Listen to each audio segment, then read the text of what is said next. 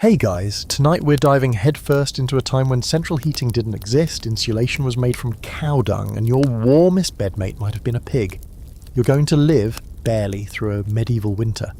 Specifically, you're a peasant, and let's be honest, you probably won't survive this. The good news, you've got just enough grit, community spirit, and stubborn luck to make a go of it. So before you get comfortable, take a moment to like the video and subscribe, but only if you genuinely enjoy what I do here. Let me know what city you're watching from and what time it is. I'm betting it's warmer than what we're about to step into. Now, dim the lights, maybe turn on a fan for that soft background hum, and let's ease into tonight's journey together. It starts in late autumn, just after the last of the harvest has been hauled in. The air is already biting cold and the sky has that heavy grey look, like it's holding something mean and wet just above your head. You're standing at the edge of a tiny village, maybe 10-15 families at most, tucked deep in the folds of the countryside. There are no real roads here, just muddy tracks lined with wheel ruts, and everything smells faintly of wet earth and wood smoke. You glance around and realise the entire place looks like it was built out of leftovers. Sticks, mud, thatch, and stubborn hope.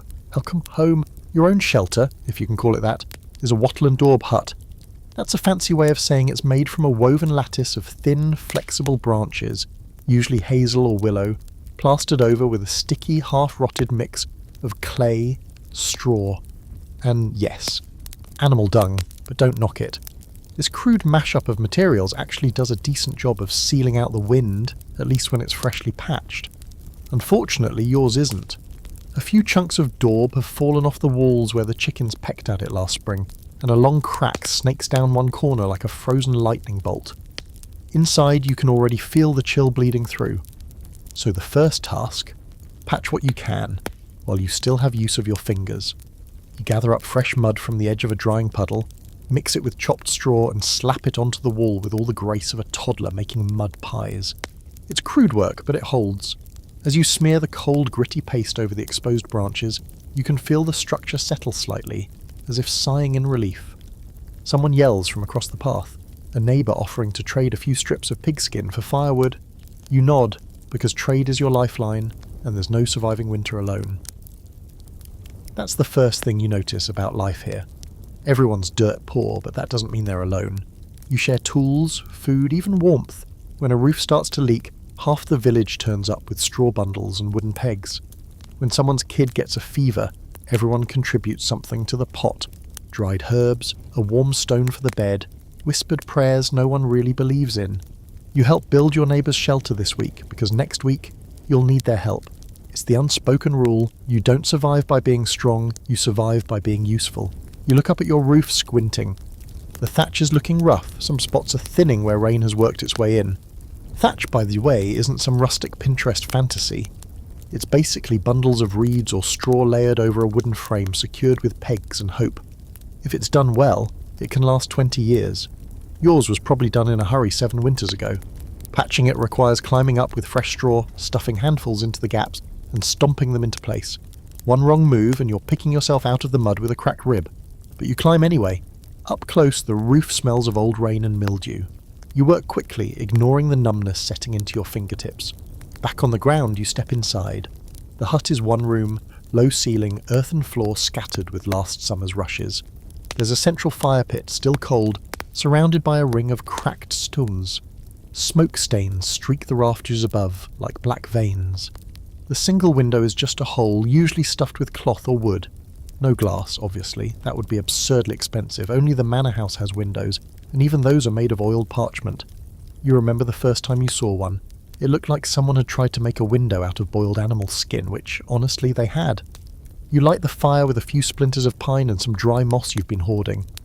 The spark catches, and soon there's a little warmth creeping into the air. You sit near it, hands outstretched, listening to the wind push against the walls.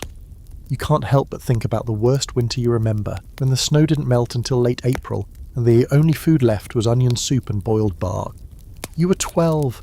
Your sister lost 3 toes that year. You still remember the way she screamed when they turned black and crumbled off like burnt bread crusts. A knock at the post that passes for your door, it's old Mira, who's brought a bundle of dried nettles. For tea, she rasps, though you both know it's more for warmth than flavour. You thank her and drop a few leaves into the pot you keep near the fire. The smell is sharp and earthy, and when you sip it, it scalds your tongue just enough to make you forget the chill. Later, you tuck yourself into the straw bedding along the back wall. It's not soft exactly, but it beats lying on the floor. The blanket is wool, scratchy but thick, and you curl up like a hedgehog, knees to chest, back to the wind. Somewhere outside a dog barks, and then the dark settles in fully.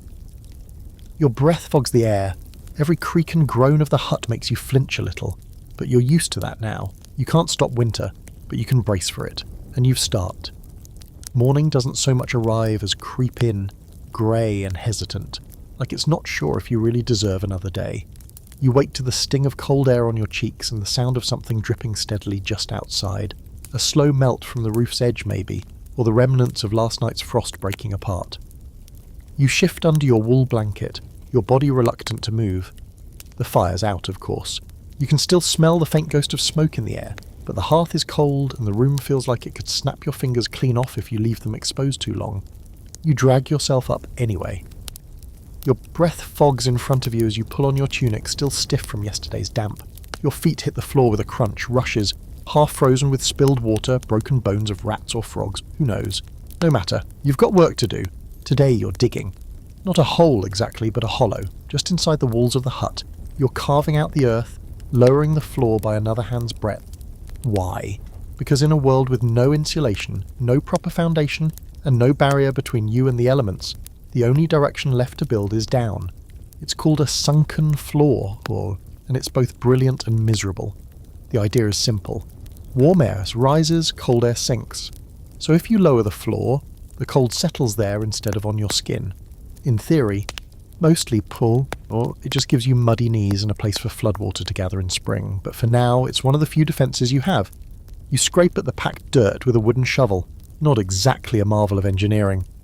The blade is carved from a chunk of beech, worn smooth at the edges, and every scoop feels like it costs you a piece of your spine. Your hands blister, your breath comes in foggy clouds, but slowly the ground gives. Inch by inch you make progress.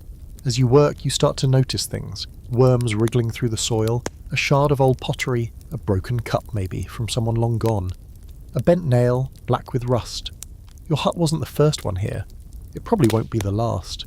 You wonder if some future peasant will dig through this same floor and find your spoon, or the buckle from your belt, or the spot where you carved a tiny X into the wall for luck. The earth remembers everything. It just keeps it quiet. Once the floor's a little deeper, maybe by half a foot, you begin tamping it down, stomping with flat stones and bare heels to firm the surface. You want it level, packed tight so it doesn't crumble out from under you. Around the edges of the room, where the walls meet the earth, you start stacking a lip of stones, partly to hold the shape, partly to discourage animals from making themselves at home. Not that it'll work. Everything sneaks in eventually. Mice, rats, beetles, and, if you're lucky, just those. Your neighbour, Tomlin, comes by around mid-morning. He's older than you by 20 winters, face like a baked apple, and he grunts something resembling a greeting before squatting next to the new pit you've carved into your living space. He nods. Good depth, he says, which is high praise coming from a man whose vocabulary normally peaks at A. He shows you how to pile sod and loose earth against the outside walls. An old trick, but a smart one. Burming, they call it now. Back then, just common sense. Mound the soil up along the walls, tamp it down tight, and it'll act as an extra barrier against the wind. Plus, the weight helps press the daub into the wattle from outside, sealing the structure like a clay-stuffed basket. You work together, sharing the shovel, trading off when your arms get tired. It's not glamorous, it's not warm, but it's progress. Around noon, the sun burns through for just a minute, long enough to cast a weak golden light across the village.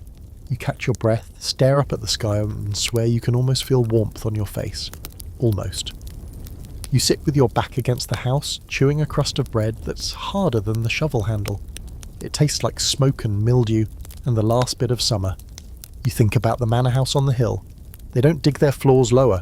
They build stone foundations, use imported wood, even have tile roofing in some cases. Rumour says they have furs so thick you could sleep on them like a mattress, and windows you can see through. You've never been inside, of course. Most people haven't. But you hear stories. Sometimes the Reeve talks about it when he's drunk and leaning against the pub's hearth, before he remembers to shut up. But back in your reality, the earth is cold and stubborn. You find yourself wishing you had more moss. The good kind, the spongy stuff that can be packed into cracks between stones and along the wall base. It makes a decent windblock, and when dry, it even smells a little nice, like pine and peat. You'll go looking tomorrow, see if the woods near the creek still have patches that haven't frozen yet. For now, you plug gaps with scraps of old cloth and whatever straw you can scavenge from the thatch pile. A curious thing you notice: the silence. It's not total, not really, but it's deep. In summer, the world hums, bees, birds, wind in the wheat. In winter, it all shuts down. The occasional crack of ice in a puddle, the moan of wind slipping through branches, maybe a distant bark or the creak of a door hinge. But mostly, it's quiet enough that you hear your own heartbeat when you lie down at night. Of course, some believe the silence means the spirits have come closer. There's an old woman, Ilse, who swears that you can hear the dead whispering through the floorboards in winter. That the cold pulls them up out of the ground. You laughed the first time you heard that. But sometimes, on the very still nights, you find yourself listening a little too hard to the creaks and groans of your own home. Before the light fades, you take a moment to admire the new depth of your hut. It's not much, but it's a few degrees warmer, and that can mean everything. You bank the fire again, nestle hot stones into the coals, and crawl under your blanket, exhausted, sore, but weirdly satisfied. You've made a dent, literally and figuratively, and for tonight, that's enough. The first real frost of the season hits overnight. You wake to find your water jug frozen solid, a little wedge of ice pushing the lid upward like some tiny smug glacier. Your breath fogs the air in thick puffs as you curse under your blanket. The fire's barely embers, and even though you banked it carefully, a strong draft must have crept in through the wall cracks and stolen the heat like a ghost thief. You sit up shivering and wrap the rough wool blanket tighter around your shoulders. The only thing colder than your feet is the air on your face. You know what that means. It's Wood Day. You groan. Every day is Wood Day in winter, but this morning is special. You've put it off too long, and the pile behind your hut has dwindled to a sad stack of soggy twigs and one suspiciously chewed log, probably the work of some rat with grand woodworking ambitions. And without wood, you might as well go ahead and dig yourself a grave now. Fire isn't optional, it's survival. And not just for heat, but for food, for light, for drying your soaked boots when you step in something that looks solid and definitely isn't. So you sling your axe over your back, it's more of a hatchet really, and head for the woods just past the fields. The path is narrow, already crusted with frost, and every step crackles beneath your boots. You pass other villagers doing the same, faces pinched against the cold, arms wrapped around themselves, nodding silently. There's no point in wasting words when your lips might crack from moving. You recognise the unspoken code. Gather quick. Get out faster. The woods are colder, darker, and less forgiving than the fields. The trees loom taller than you remembered, skeletal and severe, their bare limbs clawing at the sky. You spot your usual gathering area, a tangle of fallen branches and half-dead saplings near a hollow elm. That tree has been dying for years, and every winter it gifts a few more limbs to the cold. You start with the low-hanging stuff, snapping brittle branches with your hands, tossing them into a rope bundle slung over your back. It's slow, rough work. Every scrape leaves a raw patch on your skin, and your fingers go numb so fast you start to worry you'll drop your axe and not even notice. Once you've gathered what you can reach, it's time for chopping. You brace one boot against a small trunk and raise the hatchet overhead. The blade bites deep and the shock rattles through your bones. Again and again. Each swing pulls heat into your arms and chest, like your body's trying to protest the cold by burning its own fuel. The tree groans, tilts, and finally gives way, collapsing with a crash that echoes through the still air like a warning shot. Birds scatter. Somewhere far off a dog barks. Then silence. You wipe sweat from your brow and get to work stripping branches. The trick, you've learned, is to keep some green wood for later. It burns slow and smoky, not great for warmth, but ideal for overnight smouldering. If you bury a few green logs in the coals at bedtime, there's a decent chance you'll have heat in the morning. Dry woods for now, wet woods for luck. You stack both carefully. As you work, you notice something odd. A half-frozen squirrel carcass wedged between two roots. Eyes clouded over, tiny limbs curled. Looks like it froze mid-leap. You poke it with the axe handle, not out of cruelty, just curiosity. Life out here is brutally simple. If you're small and slow, winter wins. If you're big and prepared, well, you still might die, but at least you'll die warm. You haul the load back toward the village, shoulders aching, breath catching in your throat like thread through a needle. The wind picks up. It's sharp and dry, and you can feel it slicing through your clothes like invisible claws. But under the cold, you notice something else. A scent, faint but clear. Wood smoke. Someone's already got a fire going, and the thought of warmth, even second-hand, fills your chest with a strange kind of comfort, and you're not alone in this misery. By the time you reach your hut, your arms feel like jelly. You drop the bundle beside the door, shake out your hands, and flex your fingers to get the blood flowing again. Inside, the embers are barely clinging to life. You poke them with a stick, gently feed in some dry twigs, then blow. 1, 2, 3 puffs, and a tiny flame flares up like a timid candle at first mass. You add more wood, slowly, building the fire into a crackling beast that hisses and pops like it's got opinions about the weather.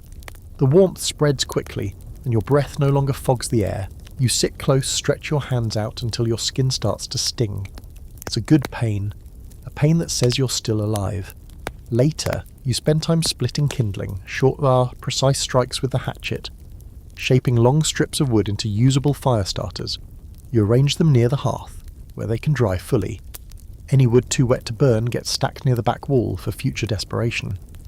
You wrap the remaining green logs in cloth and tuck them under the hearthstones, an old trick you picked up from Mira, who swears it keeps them from cracking when they go into the fire later.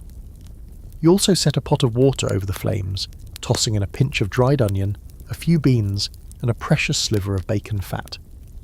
The smell is weak but comforting. Stew like that won't fill your belly, but it keeps your bones from aching, and that counts for something. As the fire builds, so does your mood. There's something deeply primal about fire. It connects you to everything, to survival, to story, to fear and comfort all at once. You stare into it, and the flames seem to move with thought, dancing and hissing like they know secrets you don't. It's no wonder people once thought fire was alive or sacred or stolen from the gods. You get it now. You really do.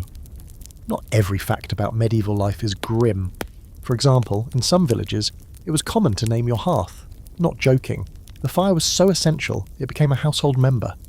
Old Red, Ash Belly, Smoke Mother, odd little names whispered during blessings, or quiet meals. You're not above it. You look at your fire now and mutter, Burny, because your brain's too tired to be clever. But you say it with just enough reverence to not jinx the flame. The only thing you worry about now is running out. The woods are far, your strength isn't endless, and your axe blade is starting to chip. But for tonight, you've got wood stacked. The stew's bubbling and Burny's alive, that'll do. It's early dawn again, though the sky looks more like dusk. Thick grey clouds press low over the village, the kind that don't just threaten snow but guarantee it. You step outside and pause. The air feels different today. Heavy, stillers. It's that pregnant silence that settles just before the first flake falls. You know it in your bones, the way your joints ache, the way every sound seems hushed like the world is holding its breath. Winter isn't coming. It's here, which means it's time to reinforce the walls. Specifically, it's Wattle Wall Day, whether your back agrees or not. Wattle and daub has been your hut's backbone since it was slapped together 10 years ago by a dozen grimy neighbours and one very drunk village carpenter. The wattle part, the skeleton of your home, is woven from thin, bendy branches, hazel mostly, because it's everywhere and behaves like it wants to be helpful. You glance at the sections near the hut's corner, where the weave is loosening, sagging under the weight of the wind. It needs fixing, and not the lazy kind where you just stuff more mud in and hope no one notices. This has to last. You start by checking the frame. Vertical stakes or staves are driven into the ground at intervals around the hut's perimeter. They were crooked, sure, but sturdy.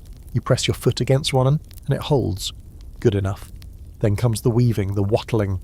You take fresh-cut hazel rods and thread them in and out of the stakes, over under, building up a tight lattice. It's kind of like giant basket weaving, except the basket is your house, and if you screw it up here, you might freeze to death in your sleep. No pressure. The work is tedious. The rods must be flexible but strong, and most of them don't want to bend without cracking. You soak some in water to soften them, though that makes them slippery and harder to grip. Your hands are numb, your nails chipped, and your arms sting from yesterday's wood chopping. Yeah, but the wall slowly takes shape. Tight weaving is everything. Any space between rods is a chance for wind, water, or unwanted rodents to come calling. Now comes the worst part, daubing. The daub is the sticky, pasty mixture that seals the wattle lattice into something vaguely resembling a wall. You've got your mix ready. Mud from the creek bed, straw from the thatch pile, and animal dung. A lot of dung. Pig works best, but cow will do in a pinch. It's got the perfect sticky texture, and believe it or not, the fermentation process adds a little heat as it dries. It's not glamorous, but neither is freezing your extremities off. You kneel beside the mix, inhale through your mouth to avoid the worst of the stench, and dig in. Your hands sink into the cold sludge, and it squelches between your fingers with a sound that makes your stomach bail churn. You slap the first handful onto the wall, smearing it across the lattice like icing on a very unfortunate cake. You press it deep, filling every gap. You pat it flat, then add more, again and again, until the wall starts to feel solid. It's messy, it's gross, it's exactly what's needed. You think about how people talk about the good old days, and you laugh, one short burst that turns to steam in the air. There's nothing romantic about smearing manure onto a stick wall while your fingers go blue, but still there's something satisfying about it. The way the structure takes shape under your hands, the way it holds, the way you can look at a solid patch and think, I did that. I made this hut less terrible today. You work your way around the hut, section by section. Some of the old daub is flaking off and you scrape it down to reapply fresh layers. You notice spots where rats have chewed through, little round tunnels with smudges of greasy fur. One of them still smells faintly of meat. You don't ask a question. You plug the holes with extra straw and mud, patting them down firmly. You mutter curses as you go. Somehow that helps. By mid-afternoon, you're covered in filth, your knees caked in cold mud, and your back aches like it's got its own opinion. But the walls look good. Better than they've looked in years. The wind hits them with a dull thump now instead of that high-pitched whistle you've been living with. You even spot your breath moving away from the walls instead of being sucked through them. That's a win. You pause to stretch and look at it around. Across the lane, Tomlin's house is in even worse shape. Half the daub is missing from one wall, and you can see the firelight glowing through the cracks like veins under skin. He sees you staring, shrugs, and points to his back. Old bones, he says. No point patching what God wants to knock down. You laugh, but later you sneak over and patch the worst gaps with your leftover mix. He'll know it was you. He won't say thank you, he doesn't have to. Here's a weird fact you remember. In some places, people would mix horsehair or human hair into the daub, claiming it gave the walls strength and flexibility. You have no idea if it's true, but now you're eyeing your hairbrush and thinking about the long strands caught in the bristles. Desperate times. There's still some scholarly argument about how effective wattle and daub really was against harsh winters. Some claim it held up remarkably well when built properly and maintained regularly. Others argue it was little more than a glorified windbreak, offering minimal insulation against serious cold. The truth? Probably somewhere in between. It depends on how good you are at keeping the stuff stuck to the wall, and how often you're willing to reapply it with half-frozen hands. You finish by hanging a few bundles of herbs near the newly patched areas. It's part tradition, part superstition. Dried lavender and rosemary tied with string ward off both pests and evil, according to Mira. She claims the scent keeps spirits from slipping through cracks at night. Maybe it's nonsense. Maybe not. Either way, your hut smells slightly less like manure now, and slightly more like a medieval apothecary. That's progress. As the light fades, snow begins to fall, soft, steady, slow. You watch it for a moment, arms folded, steam rising from your skin where the fire's warmth still clings. The flakes settle on the roof like dust, piling in the corners, clinging to the rough edges of the thatch. You're not done preparing, not even close. But for the first time in weeks, the hut feels like it might actually survive what's coming. You step back inside, shake off your boots, and sit by the fire. The wind presses against the walls, but the daub holds. The wattle doesn't rattle. You lean back, stretch your sore legs, and watch the flames curl upward. Burny seems pleased. You've earned one good night. The stench hits you before you even open your eyes. It's rater, earthy, and undeniably barnyard, like someone boiled a stable and poured it into your nostrils. You groan, roll onto your side, and realise the sauce isn't going anywhere. It's clinging to your hands, your clothes, your soul. Welcome to daub curing season. Last night's wattle wall patching wasn't just back-breaking, it was pungent. And now your hut smells like a compost heap wearing a straw hat. But this is the price you pay for warmth. You drag yourself from the straw bedding, grimacing as your stiff muscles protest. Every inch of your body aches. You stretch slowly, cautiously, then pad across the floor to the hearth. Burny's down to a thin line of coals and you stoke it back to life with some kindling. The warmth is immediate, radiant, and smells faintly of victory. Or maybe that's just the leftover pig dung from yesterday. Hard to tell anymore. Day's goal is simple but disgusting. You need more daub. The patches you applied are drying nicely, but there are still entire sections of your hut where the original daub has crumbled away, revealing the wattle beneath like bones peeking through skin. And the problem with a half-covered wall is that it lets in not just cold, but damp too. Moisture creeps into everything, your blankets, your boots, your bones. If you let it in, it settles. And once it settles, it's like a rot. You can't get it out. So you grab the old mixing trough, a wide, shallow bowl carved from a tree trunk and blackened by years of use. It's cracked in one corner and held together with rope, but it works. Into the trough goes the recipe: soil, clay, straw, water, and of course dung. Pig if you have it, cow if you don't. You trudge outside to the dung heap, still steaming faintly despite the cold. There's a horrible but strangely reliable comfort, this reeking mound. It means your animals are alive. It means you're eating. It means the cycle continues. You scoop the fresh dung with a wooden paddle, holding your breath through your mouth. The smell clings like sin. Back at the trough, you dump it in and stir, adding water in small splashes until the mixture becomes a thick, heavy sludge. Then the straw, cut into short lengths, gets mixed in to help bind it all together. You roll up your sleeves, not that it helps much, and plunge your hands into the muck. The texture is cold and wet at first, then warms slightly as your body heat transfers into it. You knead it like bread dough, if bread were made of excrement and mud. There's something almost hypnotic about it. Squelch, stir, squish, repeat. It's disgusting, yes, but it's also strangely meditative. This is the kind of task that binds you to the earth, whether you like it or not. It's not just building material, it's life insurance. You slap the first handful onto a bare section of wall, the mud making a thick, wet plop against the woven wattle. You spread it evenly, pressing it deep into the gaps, then smoothing it with your palm. The cold makes your fingers stiff, but you keep going, moving clockwise around the interior. You sing a little as you odds your work, not because you're cheerful, but because it helps pass the time and keeps your teeth from chattering. The tune is an old folk song, the kind passed down from no one in particular, all nonsense rhymes and strange verses about foxes in dresses and moons that steal children. It's weirdly soothing. By midday you've finished the interior wall and it looks like a hut smeared with dung and mud, which is exactly what it is. But it also looks solid. The difference is immediate. You can't feel the wind slithering in anymore. The air is holding still. The fire feels warmer. Even your feet, frozen stumps most mornings, start to thaw. The walls seem to muffle sound now too, wrapping the room in a kind of muddy hush. You take a break, sitting cross-legged on the straw-covered floor with a crust of barley bread and a hunk of hard cheese. It's not much, but it's salty, chewy, and real. You chew slowly, staring at the drying daub. It's already starting to darken and crack slightly at the surface, which is normal. You'll need to do another layer on top in a day or two, like icing a cake of dirt and despair. A random thought floats through your head. Some people believe that daub had protective properties beyond insulation.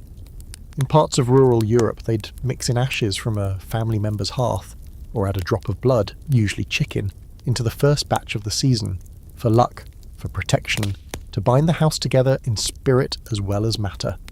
You've never tried it, but Mira insists she once buried a dead mouse under her threshold and didn't have rats all winter. You're not sure if that's folk magic or just a terrifying coincidence. There's some scholarly debate about the effectiveness of dung-based daub. Some argue that the organic material actually fosters rot over time, while others insist it creates a natural antibacterial barrier and even deters pests. You're not a scholar, you're just someone who knows that freezing to death smells a lot worse than this stuff ever could. And at least it's free. Later in the day, you work on the outside. This is trickier. The wind is biting now, and every time you press a fresh glob of daub onto the outer wall, it threatens to freeze before you can smooth it down. You work quickly, alternating hands, fingers stinging with cold. You've got straw stuffed in your sleeves and wrapped around your boots. You look ridiculous. You feel ridiculous. But you are so warm. A few children pass by wrapped in rags, giggling at the sight of you elbow deep in mud. One dares to throw a snowball. It splatters harmlessly against the wall. You respond by flinging a handful of daub in return. Not at them, just near them. They shriek and scatter, the sound like bells in the frozen air. As dusk settles, you finish the final outer wall and step back. The hut looks good, like someone cares about it, like it might actually keep a person alive. You wipe your hands on your tunic, regretting it instantly, then stumble inside, exhausted. Burny's still glowing and the warmth wraps around you like a wool blanket made of smoke and ash. Before bed you whisper a short prayer, not because you're especially devout, but because tomorrow might be worse and you've learned not to tempt fate. You curl under your blanket, the straw crinkling beneath you, the daub walls sealing in the quiet like a secret. Outside the snow falls heavier now, piling on the thatch, hushing the world. Inside the stink of dung fades into the background. You've built a barrier. You've fought the cold with mud and waste and sweat. Tonight, you sleep warm. Or at least warm enough. The snow doesn't stop. It's been falling steady for 2 days now, blanketing the village in thick drifts that soften every shape and muffle every sound. The world outside your hut is still and white, like someone took a brush and painted over the mess of mud and straw and made it look peaceful. But you know better. You know that under that innocent-looking layer of snow, the earth is frozen solid, the paths are slick with hidden ice, and the weight piling on your roof isn't something to admire, it's something to worry about. That's the thing about your roof. It's not just a hat for your house, it's a gamble. A thatched roof is warm in theory, it traps air, repels rain when angled properly, and holds up surprisingly well against wind. But it's also heavy, uneven, prone to rot, and a fire hazard in the most creative and terrifying ways. It's like your roof is a part-time guardian and part-time executioner, depending on the weather and your maintenance schedule. And right now, with the snow falling thick and wet, it's leaning toward the executioner role. You glance up at the sag in the ceiling above your bed. It's subtle, but it's there. A slight bend in the crossbeam where the weight has begun pressing down. You don't want to believe it, but you can hear the occasional creak like the roof is sighing under pressure. You can't ignore it, not unless you want to wake up buried under 50 pounds of wet straw and half the rafters. So you pull on your stiff half-dry boots, wrap a length of rope around your waist, and head outside with a ladder that's more splinters than wood. The snow hits your face like powder, cold, soft, and persistent. You trudge around the hut to the back where the ladder leans against the wall at a ridiculous angle. You've done this before. It's always awful.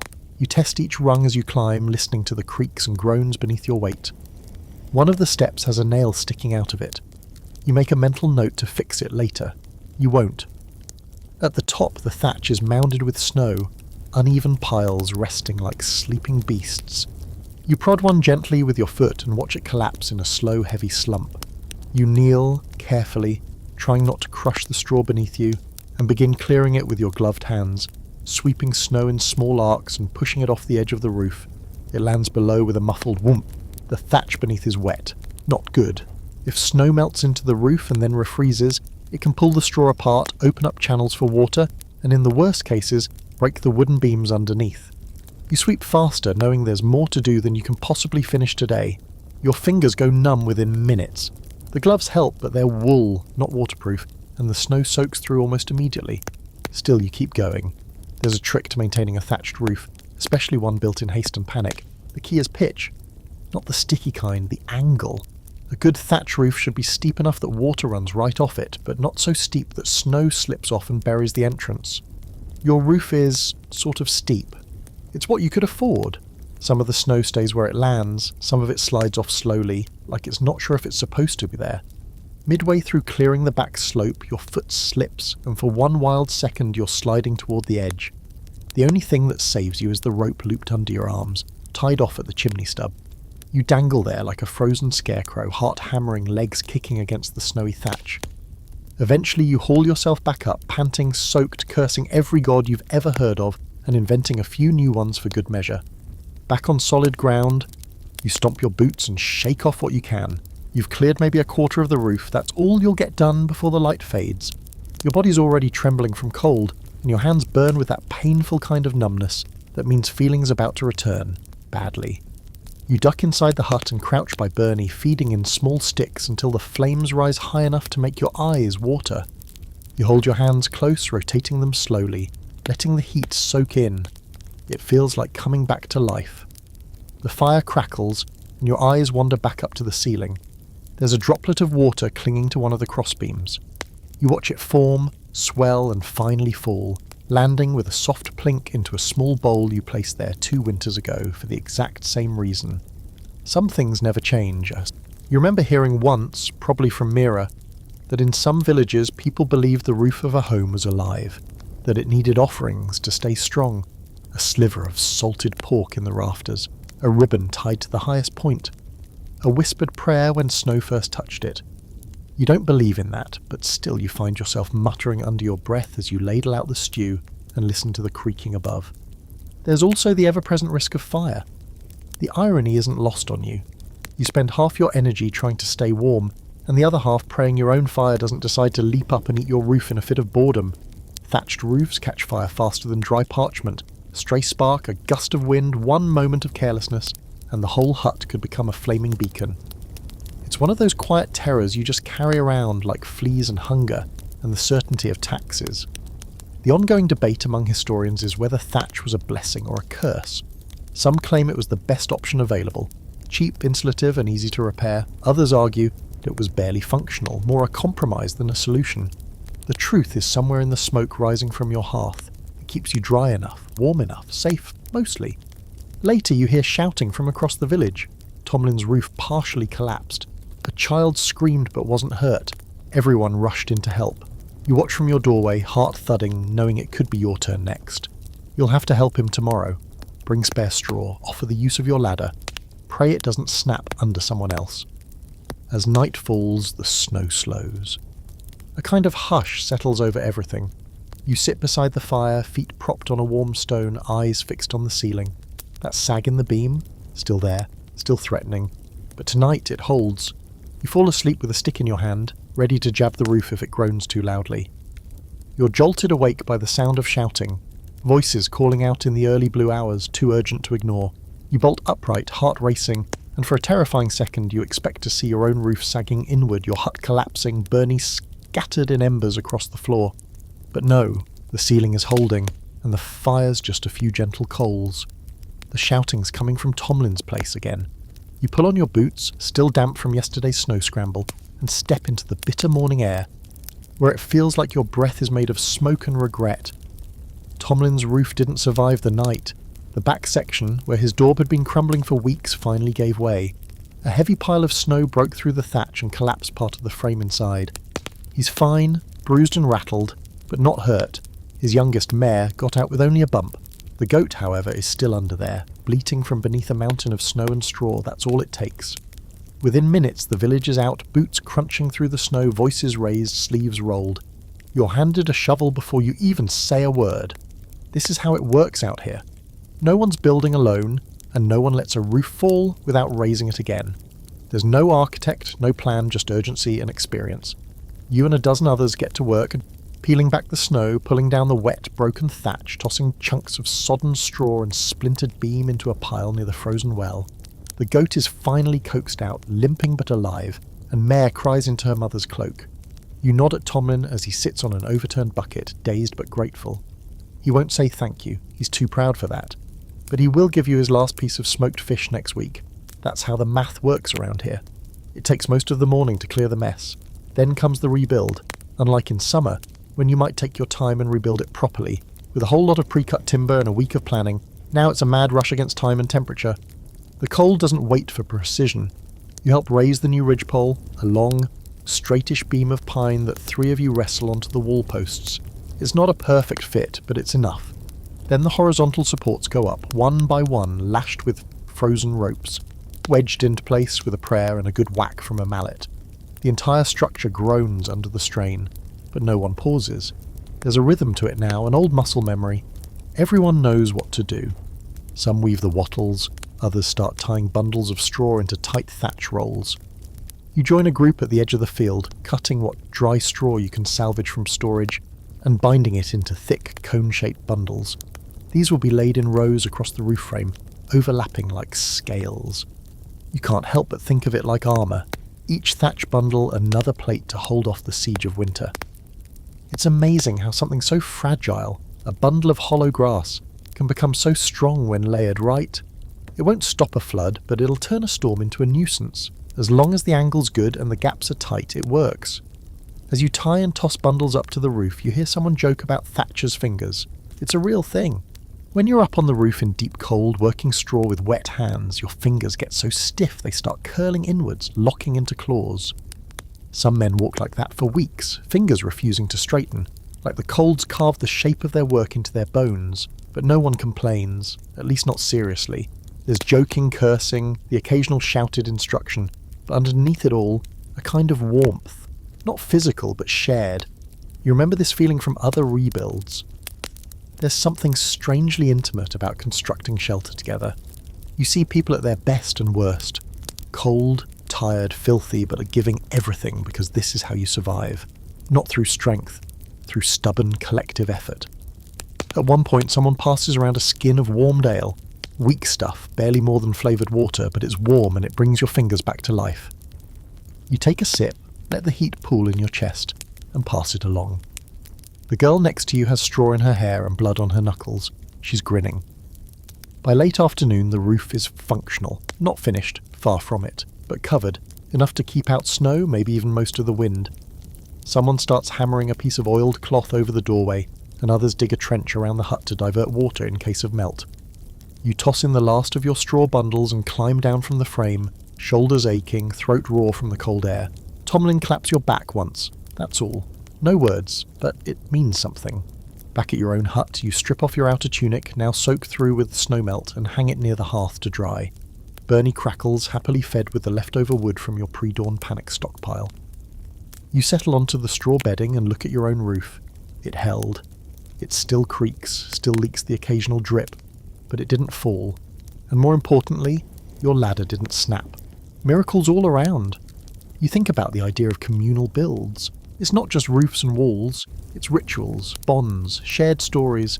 Every build comes with a memory. You still remember the first time you were old enough to help raise a neighbour's frame. Barely 12, teeth chattering, hands too small to grip the thatch knife properly. But you held the ladder. That mattered. Now you're the one climbing it, shouting instructions, tying knots with frozen rope like it's second nature. An odd fringe tradition floats back to you, one Mira loves to bring up. In some places, they'd bury a rooster in the threshold of a newly built house. Not as a sacrifice exactly, but as a way to give the building a voice, so it could scream if it ever needed help. You don't know what's worse, the idea of a house screaming or the fact that a bird had to die for it. You sit in the quiet for a long while. Outside, the snow begins again, soft and slow. You watch it coat the half-finished frame of Tomlin's new roof, but this time it doesn't feel like a threat, more like a reminder. You'll always be patching something. A wall, a roof, a friendship. The work never ends, but neither does the help. The hut smells like wet wool and smoke.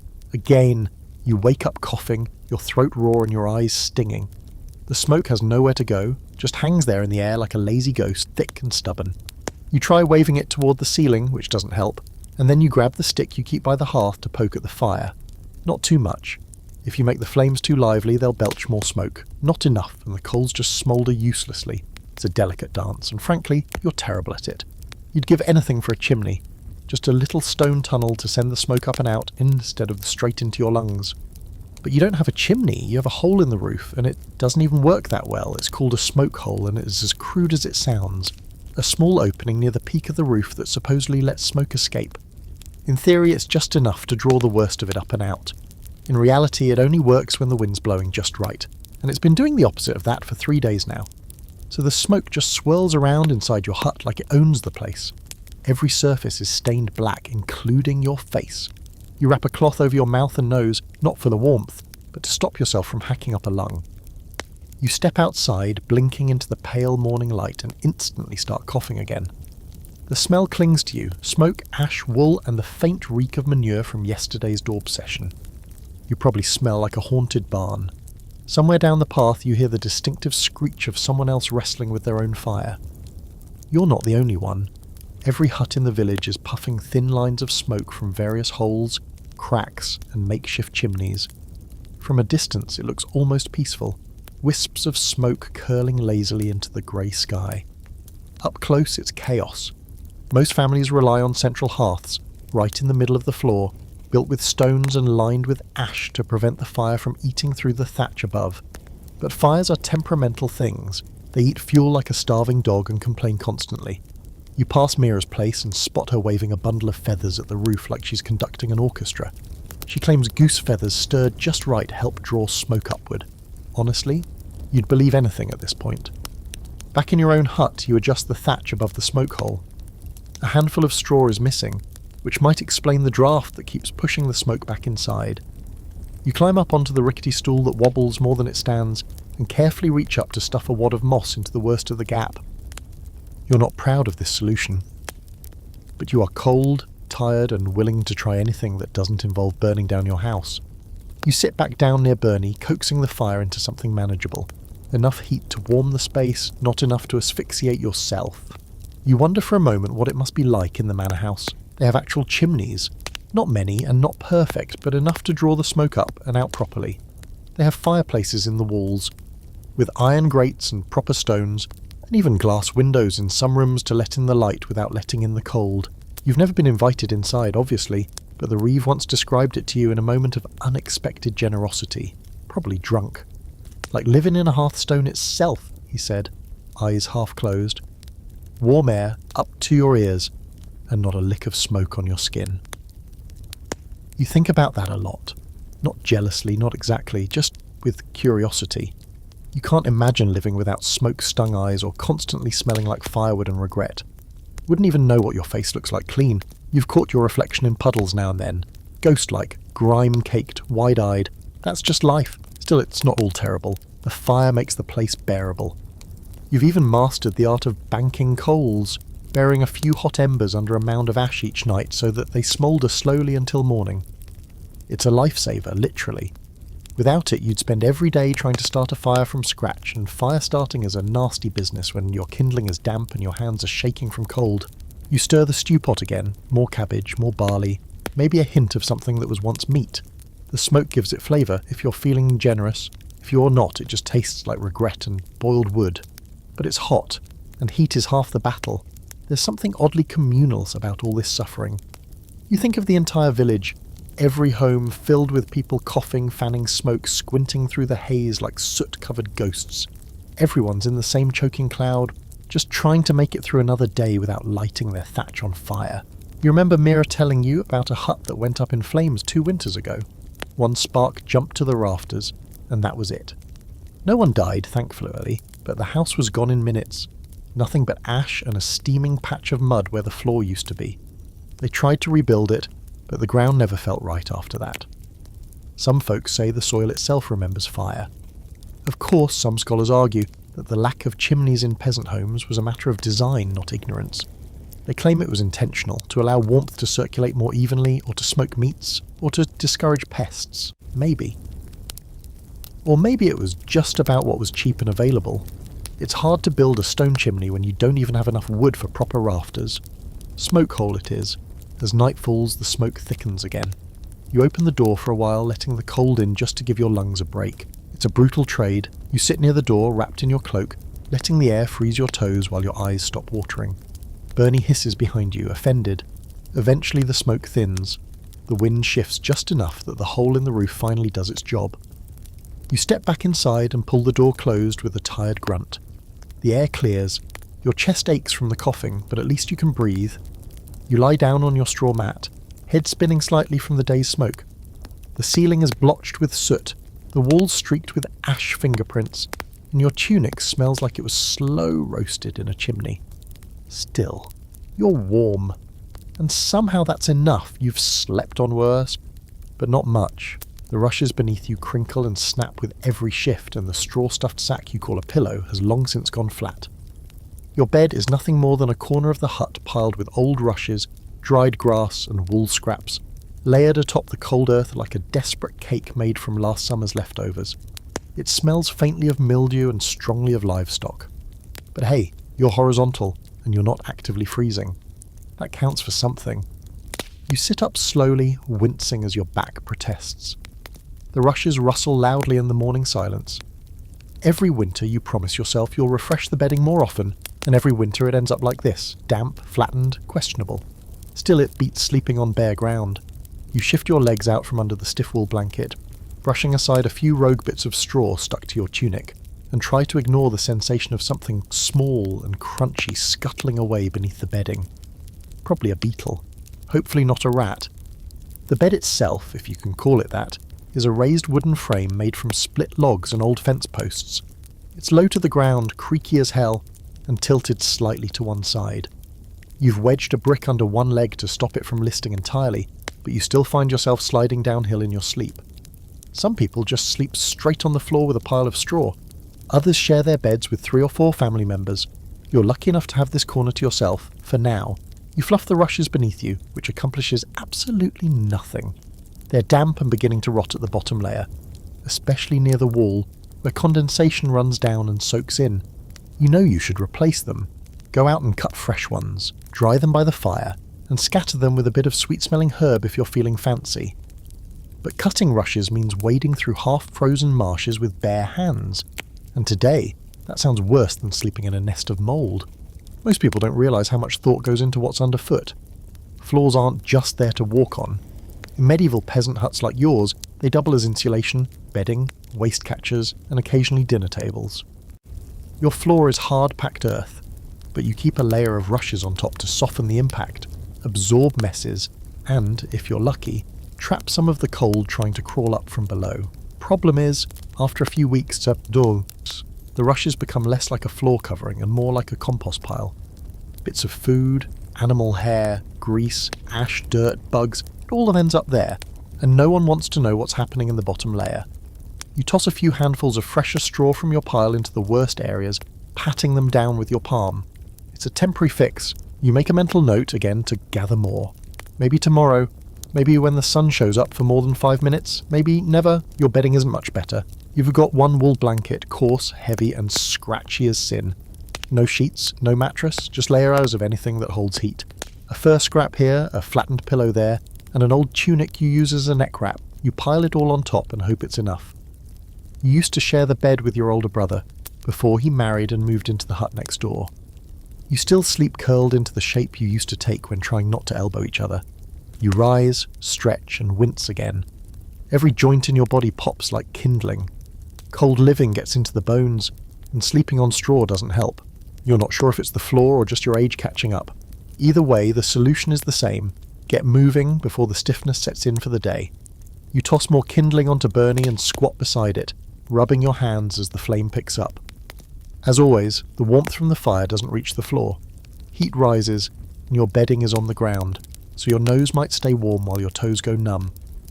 You're thinking of building a platform one day, a raised bed like the Reeve supposedly has, with storage underneath and maybe even a real mattress stuffed with feathers. But then you laugh. Where would you get feathers? You barely have enough to keep your chickens warm and they're stingy. A weird fact you once heard, probably from the travelling tinker, is that some noble families in the south sleep on beds with curtains, actual cloth curtains, hanging from wooden frames to trap heat and keep out drafts. They call them tester beds.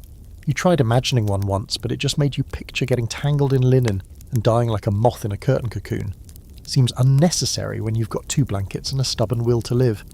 Of course, there's always the classic medieval solution to cold nights, body heat. A lot of families sleep all together, tucked like sardines under one big cover. Parents, kids, babies, and sometimes even a goat if the night's bad enough. You've done it yourself during the worst years. It's not comfortable, but it's warm. There's something oddly reassuring about hearing the whole family breathe in unison, like one oversized animal huddled in the dark. As for what's sharing your bed, well, that's less comforting. Fleas are a given, lice too. You've gotten used to the occasional pinch in the night, that slow-burning itch behind your knee or along your scalp. You scratch it in your sleep now, barely noticing. You once killed a mouse mid-dream after it had tried to crawl across your chest, threw it straight into the wall without waking up. Mira still brings it up. The floor creaks as you stand and step over to the rush pile again. You pick through it, gathering the worst of the damp pieces and tossing them into a basket to burn later. Some people keep herbs mixed into their rushes to improve the smell, lavender, mint, even a dried sage if they were lucky enough to grow it. You use old onion skins and crushed pine needles. It doesn't smell nice exactly, but it smells like effort, which counts for something. There's ongoing debate about just how filthy these floors really got in the Middle Ages. Some scholars argue that peasants replaced rushes regularly, even seasonally. Others believe people just layered fresh on top of old until the floor had its own ecosystem. Based on your experience, you'd guess the latter. The floor's been rising, and you're pretty sure you're going to have to dig it out come spring. By midday, your bedding feels slightly fresher, less swampy at least. You toss a blanket over it and sit for a moment staring at the fire, then the door, then the ceiling. Life out here isn't about thriving, it's about maintaining. You don't get better bedding or cleaner straw because you deserve it. You get it because you went out in the freezing wind and cut it yourself. So tomorrow, you'll head to the marsh with a knife and a sack. You'll come back soaked and miserable, but with enough rushes to make the floor livable again. Until then, you sleep in the swampy pile of history that is your bed. And you sleep hard. You'd think that once you've daubed the walls, cleared the roof, and fluffed the rushes for the third time this week, the cold would show a little mercy. But winter isn't in the business of rewarding effort. It's in the business of slow, creeping sabotage. You start noticing it around the edges, your breath lingering longer in the air, the straw near the door turning stiff, and that numbing chill sneaking in from places you thought were sealed. It doesn't crash through the front like a storm. It seeps, quiet, relentless, and no matter what you do, it always finds a way in. It starts with the walls. The daub you so proudly slapped on 2 weeks ago has started to dry, yes, but drying means shrinking. Shrinking means cracking. Cracking means drafts. You trace your fingers along the familiar grooves of the dried mud, now webbed with tiny fissures. It's like the house is aging in fast forward, lines deepening each day. In some places, you see little wisps of frost forming along the cracks, inside the house. You press your hand to the wall, cold, solid as, but not sealed. So you do what every peasant has done since the dawn of winter. You stuff things in the gaps, moss, mostly, strips of wool if you're desperate. Some folks use old cheesecloth, others bits of rope. You use whatever's not already holding up the roof or covering your backside. You pluck clumps of moss from the bag you collected last week, now half frozen and damp, and begin wedging them into the cracks, pressing them in with your thumb until they bulge like green warts across the surface. And then there's the door. It's not so much a door as it is a wooden apology to the concept of privacy. One plank's warped, another's cracked, and the bottom doesn't even touch the ground anymore. Cold air rolls in through the gap like it's been invited. You kneel and shove straw into the seam, then drape a bit of burlap over the top for good measure. It's not elegant, but it slows the wind enough to keep the fire from sputtering out. Speaking of the fire, it's working overtime these days. You've become something of a human rotisserie, always rotating to keep every part of your body from freezing in place. Stand too long in one spot and your backside cooks while your front turns to ice. Sit too close and your boots start to smoke. But you can't afford to let it die down. You feed Burny constantly. Tiny sticks, twisted rushes, splinters from the floorboards you reclaimed from the shed. Every little bit keeps you on the right side of frozen. Still, no matter how hard the fire works, the cold keeps clawing its way in. Eventually you move on to the windows. Or window, singular. It's just a hole, really, shaped like a rectangle if you squint hard and believe in geometry. So you usually stuff it with a bit of oiled cloth or scrap wood, but even so, air still breathes through the corners like it's got something to say. You press your hand against it and feel the sharp bite of winter, whispering through. You remember stories of some villagers using animal stomachs stretched across window holes. Translucent, flexible, surprisingly good at letting in light while keeping out wind. You don't have that luxury, so you double layer your cloth and pray the wind changes direction. It doesn't. You also remember a fringe practice Mira once mentioned, burning dried sheep fat in little bowls and placing them by the wall edges, not for heat, but for deterrence. The smell keeps the cold at bay, she'd muttered, tossing a chunk into a smoking pan. Or maybe it just tricks the bones into thinking they're warm. You tried it once. It stank like death in a frying pan and made your eyes water for days. But your feet were less blue, so maybe it worked? The truth is, no one really agrees on what works best. Even scholars, those who write books about people like you from the safety of stone towers, debate endlessly whether medieval peasant huts were truly livable in winter. Some say the combination of fire, daub and thatch offered decent protection.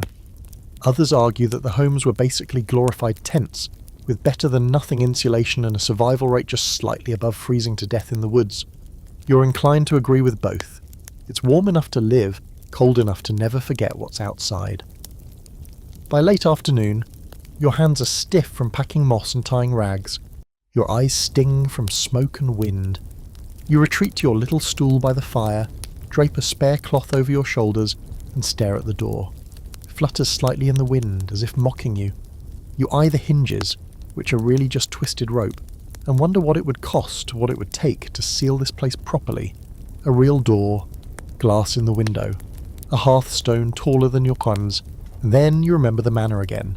You've seen it from afar, it is roof clean and strong, smoke rising in a single straight column from a proper chimney. Word is, their walls are lined with thick tapestries. Can you imagine? Not just for decoration, for insulation. Hanging cloth as a second wall. Even nobles know what you know. The cold doesn't care what class you are. It finds everyone eventually. They just have more layers to throw at it. You fall asleep that night, bundled like a caterpillar in every scrap of fabric you own, ears covered, mouth tucked beneath your blanket. You breathe through your nose, slow and shallow, so watching the frost crawl across the inside of the window cloth. You can hear the wind howling just outside the door, like it's pacing, frustrated, waiting for its next chance to slip through a crack you missed. You whisper a small thanks to Burny, still glowing in the hearth, and to the moss packed in the wall, and to the bit of old fur stuffed under the doorframe. None of them are elegant. None of them are enough on their own, but together, just barely, they hold the cold at the threshold. You wake up nose to snout with a pig. Not close to a pig, not near a pig, with a pig. Its breath is warm and sour, puffing against your cheek like a mug of broth left out overnight. The creature blinks at you, snorts once, and then rolls over with a sigh so loud it could pass for a complaint.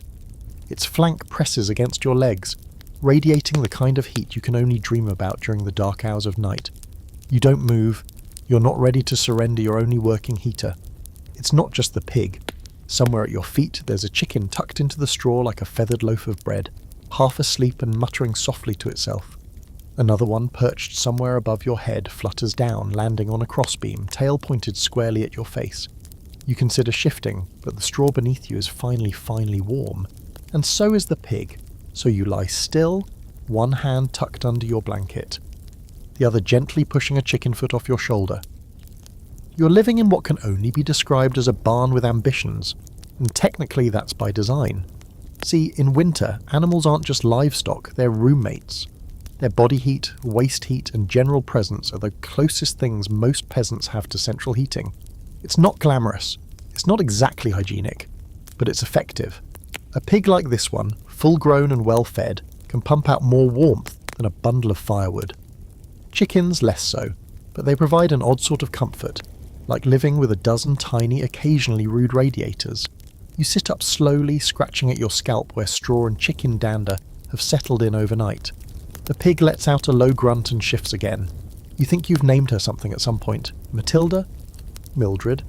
But at this point names hardly matter. She's warm, she doesn't bite, and she hasn't eaten your boots. That makes her royalty. This arrangement didn't start by choice. No one wants to share their bed with livestock, but over time, the barriers between human space and animal space tend to blur.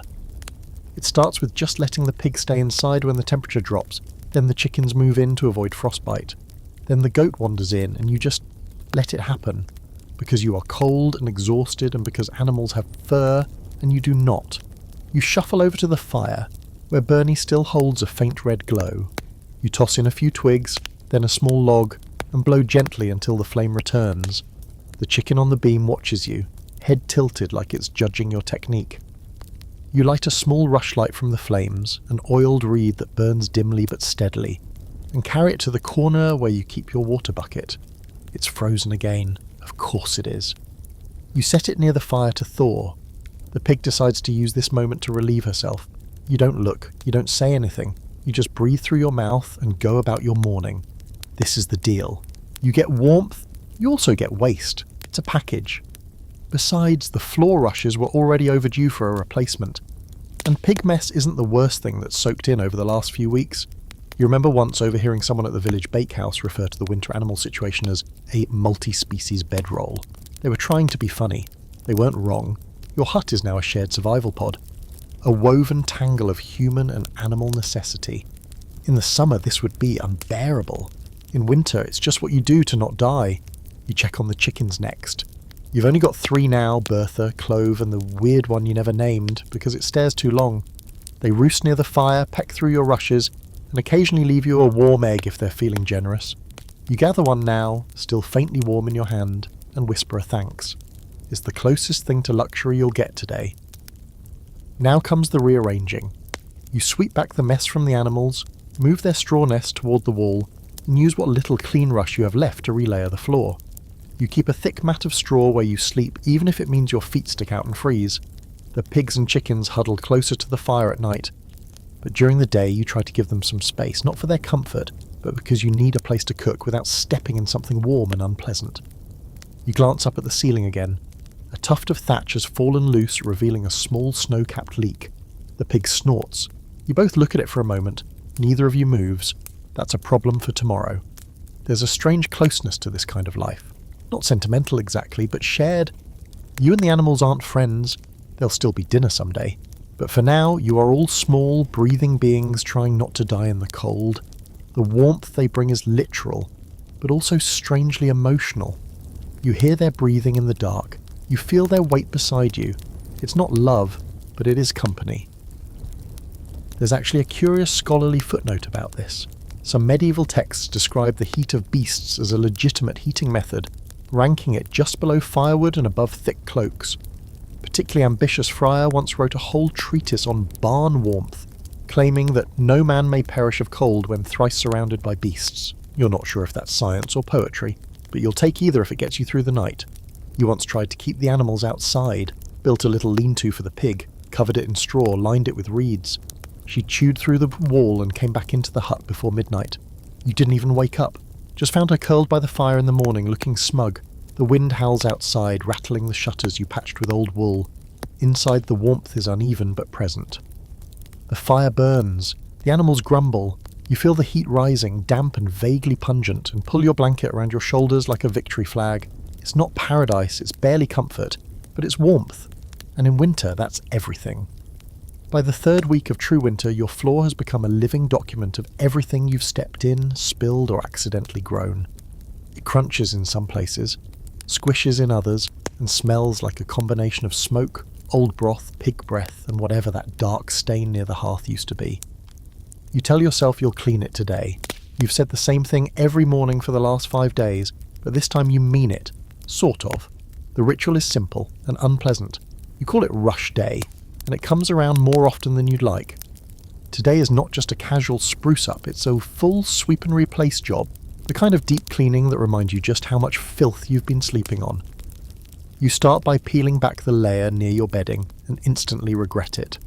Underneath the top straw, which is golden and still vaguely crisp, lies a moist, flattened mat of what can only be described as historical sediment. You can see the ghosts of old meals, paw prints, maybe even a dead beetle curled in its final rest. This stuff could tell your whole life story, and none of the good parts. You begin the purge with a rough broom, more a bundle of twigs than a real tool, and start scraping up the layers. The dust rises instantly, catching the light from the fire, and making the hut look like it's filled with tiny ghosts. Your eyes water. Your throat tickles. You cough into your sleeve, pause, then keep going.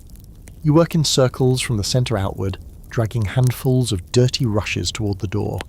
The pig grunts in annoyance and gets up to move, revealing a damp depression beneath her favourite sleeping spot. You don't want to talk about it. The chickens scatter to the corners. They know the drill. This isn't their first rush day. Outside it's bitter cold, but the sun's peeking through the clouds just enough that the frost sparkles like crushed glass. You haul the first armload of old rushes out and dump them near the dung heap, where they'll slowly rot into something that might one day be called compost. Back inside, you continue the grim excavation. You uncover a lost spoon, a broken belt buckle, and what might be part of a rat skull. You pause only briefly to flick it into the hearth. It makes a tiny pop as it hits the coals. You could do this more often, sure. In some of the more organised households, rushes are replaced once every month or so, especially in winter when everything starts to fester. Some people even scatter dried herbs, marjoram, lavender, mint to keep the stink down and the fleas away. You've done that once or twice, mostly when Mira gives you a pity pouch from her garden. But your usual blend is more like desperation and pine needles. There's something oddly therapeutic about the process though. Once the worst is out and the air clears a bit, your hut starts to feel less like a shared burrow and more like a space you actually live in. You take the opportunity to smooth out the floor itself, tamping down the packed earth with a flat stone, working out the lumps and ridges that have formed from weeks of walking, pacing and collapsing from exhaustion. Then comes the fresh rush. You keep a bundle stored in the shed, dry, sweet-smelling, cut during the tail end of autumn, when the marsh was still passable. The stalks are stiff but pliant, and they rustle cleanly as you carry them inside, laying them down in thick mats across the floor. You start near the hearth and work outward, weaving them in overlapping layers. Not just tossed down, placed. This is important. You're building a bed for your feet, for your sleep, for whatever spills tomorrow. You sprinkle a bit of dried mint on top, left over from a trade with the travelling tinker, and immediately the hut smells 10% less like pig and 10% more like someone might actually survive in here. By midday, the floor is fully relayed. The fire crackles, the air is breathable. You even open the door for a few minutes to let out the worst of the smoke and invite in a gust of fresh air. It's stupidly cold, but you stand there a moment anyway, breathing deep. Clean, sharp, bright with winter. You could almost forget the smell of damp straw and chicken droppings that dominated your morning. There's an old bit of peasant wisdom, probably invented by someone who spent too much time on their knees with a broom, that goes, "A clean floor keeps the devil away." Mira says it's not about the devil himself, but about despair. If your home starts to rot, so does your spirit. If the floor crumbles beneath you, it's easier to believe that everything else will too.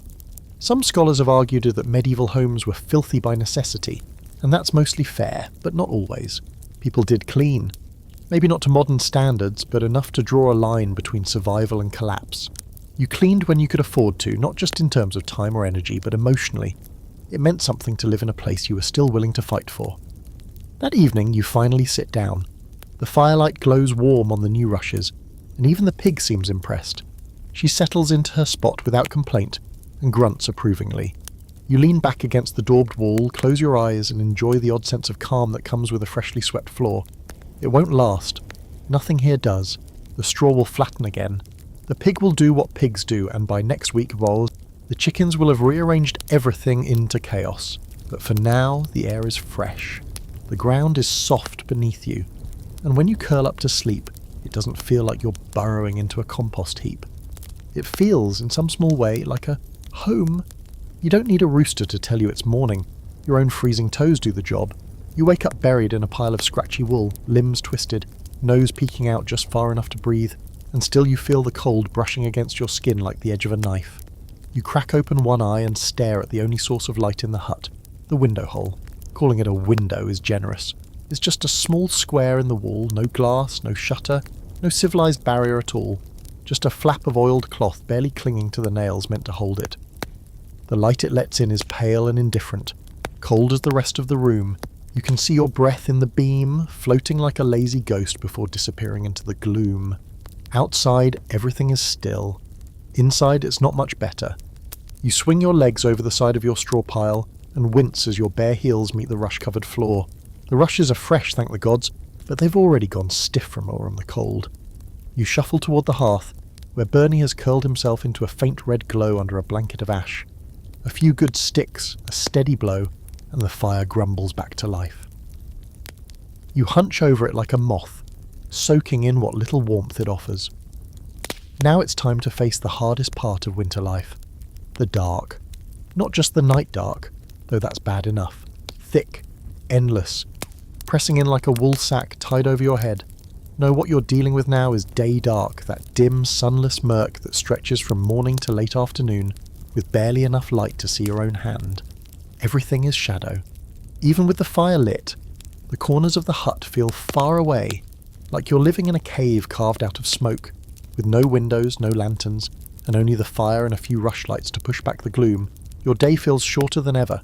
You light a rushlight now, just one, because as tallow is exfabroved and you're nearly out. It hisses and smokes before settling into a slow, steady burr. You wedge it into the crack in the wall near your bed and watch it flicker. It throws more shadow than light. There's a certain rhythm to living like this. You rise with the grey and sleep with the black. You do your work in small circles of flickering firelight, chasing warmth from one end of the room to the other. It's no wonder people used to believe in ghosts, you think. Half the time, you're not sure if the figure you see near the door is your own shadow, or something older and hungrier. You catch yourself squinting more these days, straining to see your stitches as you mend a torn sleeve, tilting your head toward the fire to read the worn markings on your knife hilt. Even threading a needle has become an epic battle between shaky fingers and indifferent light. You're only in your 30s, but your eyes feel twice that. You've heard that some wealthier homes use horn for their windows, thin slices of animal horn scraped until they're translucent, fastened over wooden frames to let in a soft, filtered glow. It's not as clear as glass, but it beats squinting at the dark all day. Mira once saw one in the manor kitchens and came back babbling like she'd glimpsed heaven. You've never seen one yourself, but you like the idea of something that lets in light without letting in the cold. It feels like a luxury for another world. In the meantime, you've taken to hanging cloths near the door and the window hole, layered scraps of linen, old tunics, even a frayed bit of fur, all meant to stop drafts and reflect a little of the firelight back into the room. It works, kind of. Mostly it just makes the hut feel smaller, cozier if you're being generous, claustrophobic if you're not. There's an odd comfort in the gloom, though, the way it hides the roughness of things. You can't see the smoke stains crawling up the walls, or the patches in the thatch where the sky peeks through. You don't see the dirt smudges on your sleeves or the straw clinging to your boots. In the half-light, everything is softer, quieter, like the world is willing to overlook your flaws as long as you do the same. That said, you still need to work. You bring your mending close to the fire and try to make the most of the rushlight's dying glow. You can't afford to let your only tunic fall apart, and this tear under the sleeve is growing. You sew in silence, the only sounds being the pop of the fire and the occasional grunt from the pig curled near your feet. It's during this kind of quiet that your thoughts wander. You think about light, how precious it is, how rare, how, in summer, you used to work until the sky turned orange, how the sun lingered in your hut until bedtime. Now, light is a rationed luxury, something you chase from flame to flame. You think of the word lux, Latin for light. It's where we get luxury, you remember? Makes sense. Light is the most luxurious thing in your world. There's still debate you've heard among the scholars about how peasants really live through the dark months. Some claim you simply slept more, rising only for chores, retreating again into blankets and silence. Others argue you adjusted your work, sewing and carving in daylight, preparing meals in the early hours, telling stories by firelight at night. You suppose both are true. You do what you can with what you have, and most days that's just enough. By late afternoon, the outside world fades into black again. You light another rushlight, your second and last for the day, and place it near the fire. The room glows with a gentle haze. The chickens are tucked in, heads hidden beneath wings. The pig snores, content. You sit on your stool, elbows on knees, and let your eyes adjust to the dark, waiting for sleep to come. And when it does, it wraps you up like the night itself. Soft, smothering, silent. It starts with a howl, long and low, like the wind itself has grown teeth. You freeze, spoon halfway to your mouth, the thin onion broth inside it barely warm. The sound rises again, this time closer. Not wind, not your imagination. Wolves. You glance toward the door instinctively, even though you know full well that nothing's going to burst through it without a little effort. Still, your heart kicks up its pace and the back of your neck prickles. Because it's not just the wolves that worry you, it's the reminder that your door is, at best, a suggestion. You lower the spoon and walk over to it, running your fingers along the edge. One plank's been warped since autumn, bowed from the rain and too many slams. The hinges, twisted ropes and a single rusted nail squeak when the wind pushes hard enough. There's a gap along the bottom where the snow has started drifting in again. You'd patched it with straw last week, but the pig sat on it and undid half your work. There's nothing between you and the outside but old wood, rough rope, and a little hope. You kneel to work. Again. This time you try something more serious. You fetch the good planks, the ones you stole from that broken down cart in the woods. No one's claimed them in months, so you figure they're yours now. You prop one against the door from the inside, then another, creating a crude cross-bracing that might stop a desperate creature from pushing its way in. You hammer in a few iron nails, precious things, Bog, as you hoarded from the time a travelling smith tossed a handful into the dirt behind the village alehouse. They bend a little under your blows, but they hold. Next, you line the inside of the doorway with straw soaked in brine and mud, then wedge it down tight with a plank pressed sideways. It's not elegant. It's not even pretty. But it stiffens the door and stops the cold from curling in through the cracks. You sit back and inspect your work. It looks like a barricade made by someone preparing for a siege, which in a way it is. The wolf howl comes again, closer this time. You've never seen one up close, but you have seen what they leave behind. A half-eaten goat, footprints in the snow the size of your fist. Blood on the snow that tells you it didn't die clean. You're not sure how many are out there tonight, but your gut says more than one. The cold drives them down from the forest. When rabbits disappear and deer grow scarce, they come looking for easier meat. The village has its ways of dealing with them. Fires kept burning at night. Livestock locked inside. A few boys on watch armed with pitchforks and iron-tipped spears. You take comfort in that, even if it's a little foolish. If a wolf wants in, it's not going to care that your door has extra planks or that you spent an hour stuffing moss into the hinges. Still, you go on reinforcing. You hang a few bells on a string just above the threshold. Mira's idea. "Let 'em ring before they bite," she once said. You thought she was joking, but you noticed she did the same thing on her own door last winter. So you follow her lead. Just a few old brass buttons strung on twine. Not much noise, but enough to wake you. You also light an extra rushlight and place it near the window hole, its glow flickering faintly against the cloth barrier. Shadows from the flames dance across the wall, long and thin like they're creeping along the edge of something you can't quite see. The pig stirs and grunts uneasily, shifting toward the fire. Even she knows something's out there. The fire crackles and the hut settles. The chickens have gone quiet, roosting with their heads tucked under wings. You sit by the door with a small knife in hand, half for comfort, half for defence. Not that a knife would help much against a full-grown wolf, but it's better than bare fists. You've seen those stories where a man stabs a wolf in the eye and walks away. You don't believe them, but it's a nice image to hold on to. There's an old belief you remember Mira whispering once during a long winter vigil, that wolves aren't just animals, they're spirits sent to test the strength of a home. If they circle your house and move on, it means your hearth is strong and your ancestors are watching. If they stay, well, maybe your ancestors are napping. Tonight, you're hoping yours are wide awake. There's also a fringe idea some still mutter about. Wolves that used to be men, cursed, changed. People who betrayed their kin or defied a church or crossed a hedge, witched the wrong way. You used to scoff at those tales, but in the cold silence of a winter night, the line between man and beast feels awfully thin. When the howls rise again, long, aching, mournful, you swear they sound almost human. The scholarly types love to argue over this part of peasant life. Were you irrational, superstitious, paranoid, or were you practical, doing whatever it took to feel safe in a world that didn't care about your survival? You would argue it's both. When wolves circle your village in the dead of night, you light candles and hang bells and mutter charms, not because you're foolish, but because you have nothing else. You build your courage out of scraps. The howling finally fades near midnight, slowly drifting back into the woods. You sit there a while longer, eyes on the door, hand still resting on your knife, just in case. When you finally lie back down, it's without undressing. You keep your boots on. You know there's a chance you might have to get up again fast. But the pig is snoring, the fire is steady, and the door is still standing. Tomorrow you'll go out and look for tracks. You'll listen to what the others heard. Maybe someone lost a hen. Maybe nothing happened at all. But tonight, you defended your space with planks, nails, bells, and firelight. And tonight, that was enough. You wake to the smell of bread, not your bread, of course. The hut is still cold, the fire barely stirring, and there's nothing on your shelf but a shriveled onion and a piece of stale rye that could chip a tooth. But that smell, yeasty, warm, soft around the edges, it's coming from somewhere close, riding the morning wind like an invitation. You lift the cloth from your window hole and lean into the gap just far enough to sniff like a starving dog.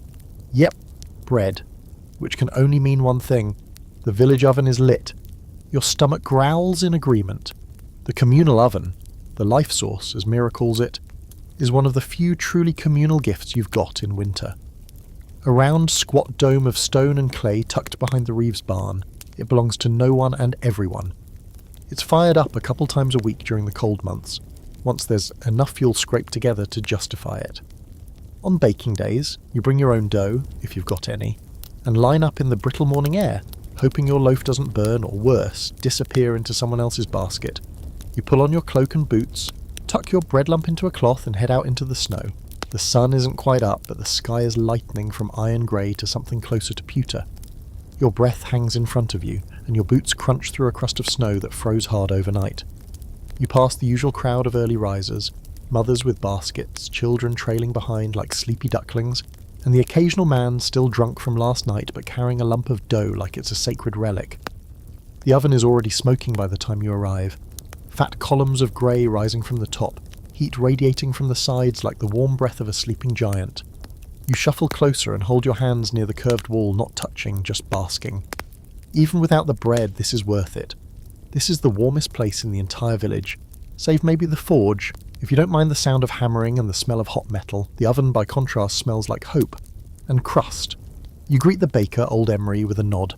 He doesn't speak much these days, just grunts and points with a soot-blackened finger.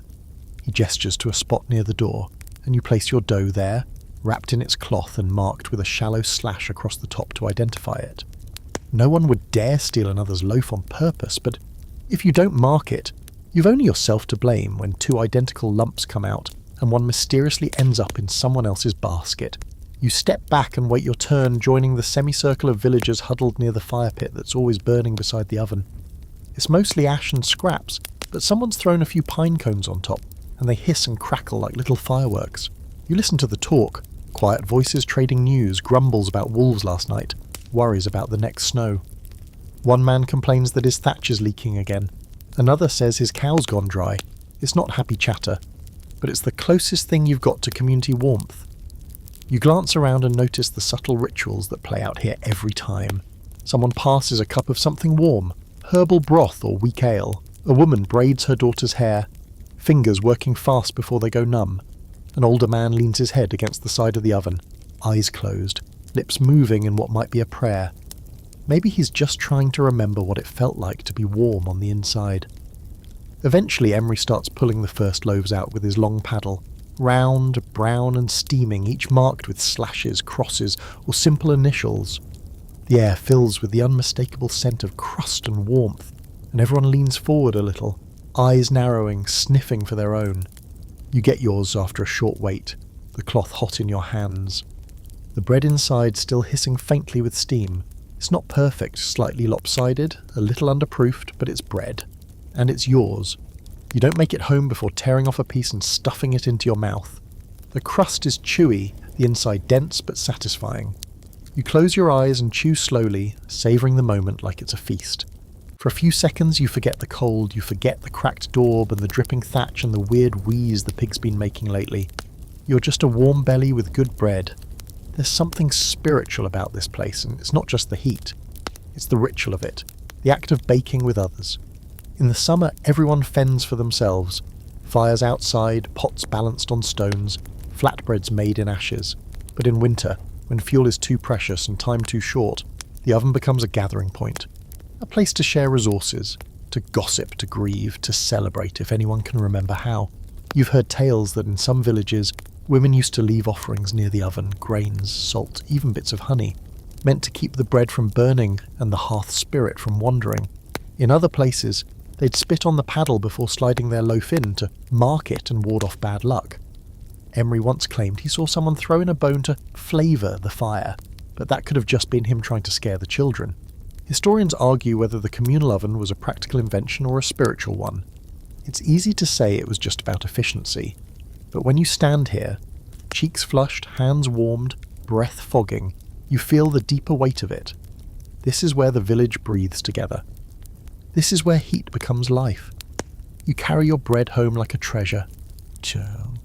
It sits heavy in your arms, comforting. Inside the hut, you place it on the shelf above the fire where the smoke can season it slightly and the rats can't reach it. You slice a piece with your best knife, thick, uneven, a little doughy in the centre, and eat it slowly with a bit of hardened butter scraped from a clay pot. The pig stirs, sniffs the air, and gives you a look. You sigh and toss her a chunk of crust. She catches it like she's been waiting all morning. Later you'll wrap the rest in cloth and ration it through the week. But for now, you sit back, warm hands, full belly, and a fire that hasn't gone out. For once, the day feels easy.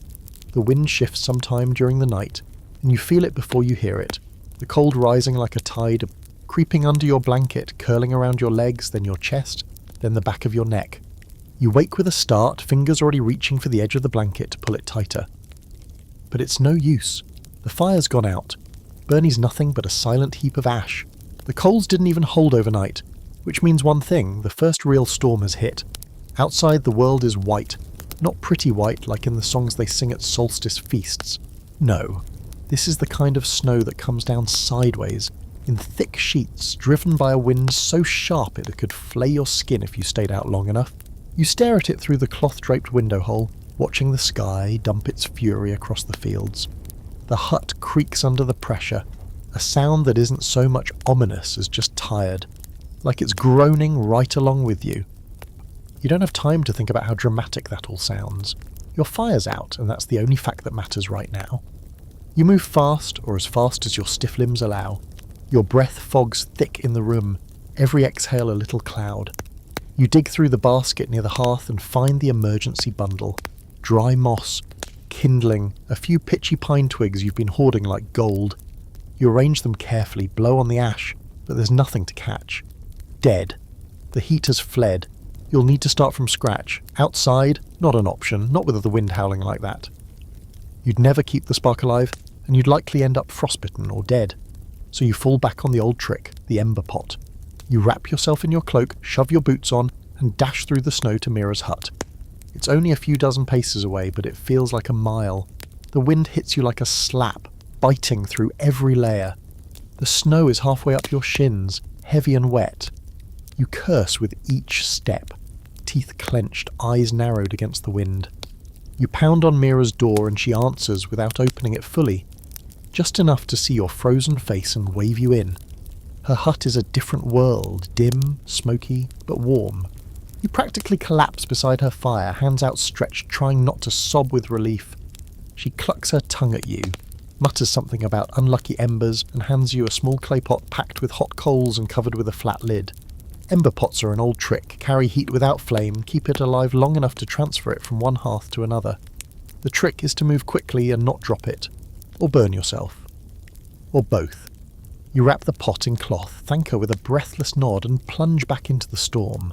Back inside your hut, the coals are still glowing. You cradle them into the hearth like a sacred offering, nestling them in dry moss, blowing steadily until the first flame flickers back to life. You feed it twigs, then small sticks, then a chunk of pine. The flames grow, slow but sure, and the light spreads warmth like spilled wine across the room. You sit back, shoulders sagging, chest heaving. You've won, just barely. Then the pig sneezes behind you, loud and startled, and you nearly knock the fire back out with your foot. With the fire relit, you can finally turn to the second most important task of the day: food, or at least warm food. Your stomach growls as you pour what remains of yesterday's stew into the pot and set it near the flame. Mostly cabbage water and barley, with a hint of carrot if you're lucky. Still, the smell alone makes you feel like royalty. It bubbles quietly and you hover over it, letting the steam hit your face like a bath. Outside, the storm keeps pounding. You can hear it hurling itself against the thatch, clawing at the walls. Somewhere in the distance, a tree cracks. It's the kind of storm that tests everything: your home, your patience, your nerves. You hunker lower by the fire and wait, bowl in hand, steam rising from your meal like a flag of defiance. You eat slowly, carefully. Each bite is a small victory. Warm broth slides down your throat, spreading heat from the inside out. You chew the barley like it's the finest wheat. You scrape every bit from the bowl and even lick your fingers when it's done. The pig eyes you mournfully. You toss her a crust. This is the part of winter no one likes to talk about. Not the beautiful snow or the candle-lit evenings. This is survival in its purest form. Fire and food. Everything else is a luxury. You know people, neighbours, distant family, even children, who didn't make it through storms like this. A missed ember, a cracked wall, a roof too thin. That's all it takes. There's a debated point among the scholars. Did peasants know how close to death they lived? Did they understand the risks? Some say yes. That survival sharpened every instinct. Others argue no, that familiarity made the danger invisible. You think both are true. You know the cold can kill you. You just don't think about it unless it knocks on your door. And today, it knocked. Hard. You pass the rest of the day tending the fire like a priest at an altar. You stir it, feed it, whisper to it. You dry your cloak nearby, steam rising from the fabric in slow curls. The pig snores again, the chickens rustle in their little corner, feathers fluffed. The door rattles in its frame, but it holds. For now, by nightfall the storm starts to slow. The wind softens to a moan. The snow drifts higher against the walls, but it stops falling. You listen for the eerie silence that follows a blizzard, that strange hush that wraps the world like a blanket of cotton. It comes eventually, and with it, a kind of peace. You curl up near the fire, wrapped in your wool cloak, your belly warm, your feet dry. You watch the embers glow and think, what today? You survived the cold, you rebuilt the fire. You ate broth that barely qualified as soup and it still felt like a feast. And tomorrow, you'll do it all again. You wake before dawn, coughing. The air inside the hut is thick and sour. A stew of wood smoke, boiled cabbage, animal funk, and the bitter sting of ash. Burny's still burning, barely. A few dull red coals glow beneath a heap of cinders, but it's the kind of fire that threatens to disappear if you so much as look at it funny. You shuffle over, knees popping, back aching from another night twisted like a knotted rope on your rush bed. You poke the coals with your iron stick, add a twig and then another. The fire wheezes, you blow gently and then you stop. Because you remember, smother the fire, starve the cold. That's what Mira said last winter. When you nearly froze through a night and woke up with hands that didn't work until midday. There's a trick to it, one that every peasant figures out eventually or dies learning. How to keep a fire alive without letting it eat itself overnight. How to bank the coals beneath ash, cutting off the oxygen just enough that the fire falls asleep instead of starving. It's part science, part magic. A bedtime ritual more sacred than prayer. You let the fire die down a bit more, then pull a flat stone from beside the hearth and start scraping ash into a pile. Not the dirty, cold ash. That's useless. You want the warm, soft stuff underneath, like the centre of a freshly baked loaf. You scatter it over the coals carefully, using a broken clay bowl as your scoop. Too much and the fire chokes, too little and it flares up. You cover the embers like you're tucking in a baby, then sit back and wait. This is how you'll keep the fire for the rest of winter. Not burning high all the time, that wastes wood and your stash is low, but sleeping under a crust of ash, ready to wake with a breath and a bit of pine. It's a delicate thing, balancing the hunger of fire with the stubborn sting of the cold. You sip from a bowl of weak broth, mostly hot water with garlic peels and a pinch of salt, and let the heat settle in your chest. Outside, snow falls again. Quiet this time. You hear it pattering on the thatch above, soft as whispers. Your door moans under the weight of the drift piled against it. You think about digging it out, then think better of it. The fire's alive, the storm's not howling, and you're not in the mood to wrestle snow before breakfast. Instead, you tend to the fire again. You scatter more ash around the base of the hearth, insulating the coals. You take 2 of your best logs, seasoned, not green, and bury them halfway in the ashes near the side, so they'll dry out slowly, soaking up the heat without catching just yet. That's the trick to overnight warmth. Not constant flame, but potential. Let the fire rest, let it breathe in slow, lazy puffs beneath the ash, and it will greet you in the morning like an old friend. Some people you remember used to name their fires, like they were pets or house gods, or tiny dragons that needed love and discipline. You get it now. Your fire isn't just a tool, it's the third heart in your hut. You, the pig, and Burny. Without it, everything else unravels. There's a story Mira once told you about a man who didn't bank his fire properly one night, woke up to find it gone, and had to hike barefoot through the snow to borrow an ember. He came back with blackened feet and no toes, said the frost took him faster than a blade ever could. You're not sure if it's true, but the way she tells it, you never skip the banking again. The scholarly types argue over just how central firekeeping was in peasant life. Some write about it like it was a chore, just one more thing to manage in a long list of daily tasks, but you know better. Fire isn't just about heat, it's about time. With fire you can cook, you can mend after sunset, you can sit by the glow and pretend, just for a moment, that you're not living on the edge of a frozen nightmare. Without it, you're done. There's something oddly intimate about watching coals breathe. You sit beside them now, wrapped in your cloak, your face half lit in orange flickers, and you swear the fire is watching you back. You speak to it softly, muttering nonsense as you stir the ash, as if Burny needs encouragement to stay alive, and maybe he does. The pig stirs and rolls over, hooves tapping the floor as she shifts closer to the hearth. Even she understands. She snores softly. You toss a bit of bark onto the coals, just enough to scent the air. You'd swear the room gets warmer. In some homes, you've heard, they build special ash boxes, small clay containers where a single ember can sleep for hours, even days, used for travel, for emergencies, for sharing fire between neighbours without sharing the whole hearth. You think about making one, but clay is hard to come by. Your last bowl cracked in the cold last month. Still, it's a nice thought, a fire you can carry in your pocket. As the day passes, you keep the fire in that steady rhythm, coaxing, feeding, smothering, resting. You dry your boots near the hearth, you warm your hands, then your feet. You lean close to heat a stone, then tuck it into your bedding for later. Every step is an act of preservation. Every ember a little promise that you'll wake up tomorrow and still have enough warmth to try again. Evening settles in early, as it always does in winter, the grey outside folding into black. You bank the coals one more time, whispering under your breath as you cover them in ash. Not a prayer, not really, just habit. You check the door, wedge it tighter. You blow out the rushlight. You tuck yourself under your blanket and stare at the hearth until the glow fades into memory. The fire sleeps. So do you. And if you've done everything right, just enough ash, just enough air, it will still be there when the cold tries to find you again. The first thing you notice is the bill. Wet wool and something vaguely goat-like. Then comes the itching. Not the gentle, maybe I brushed against something kind. This is deep soul-level itching.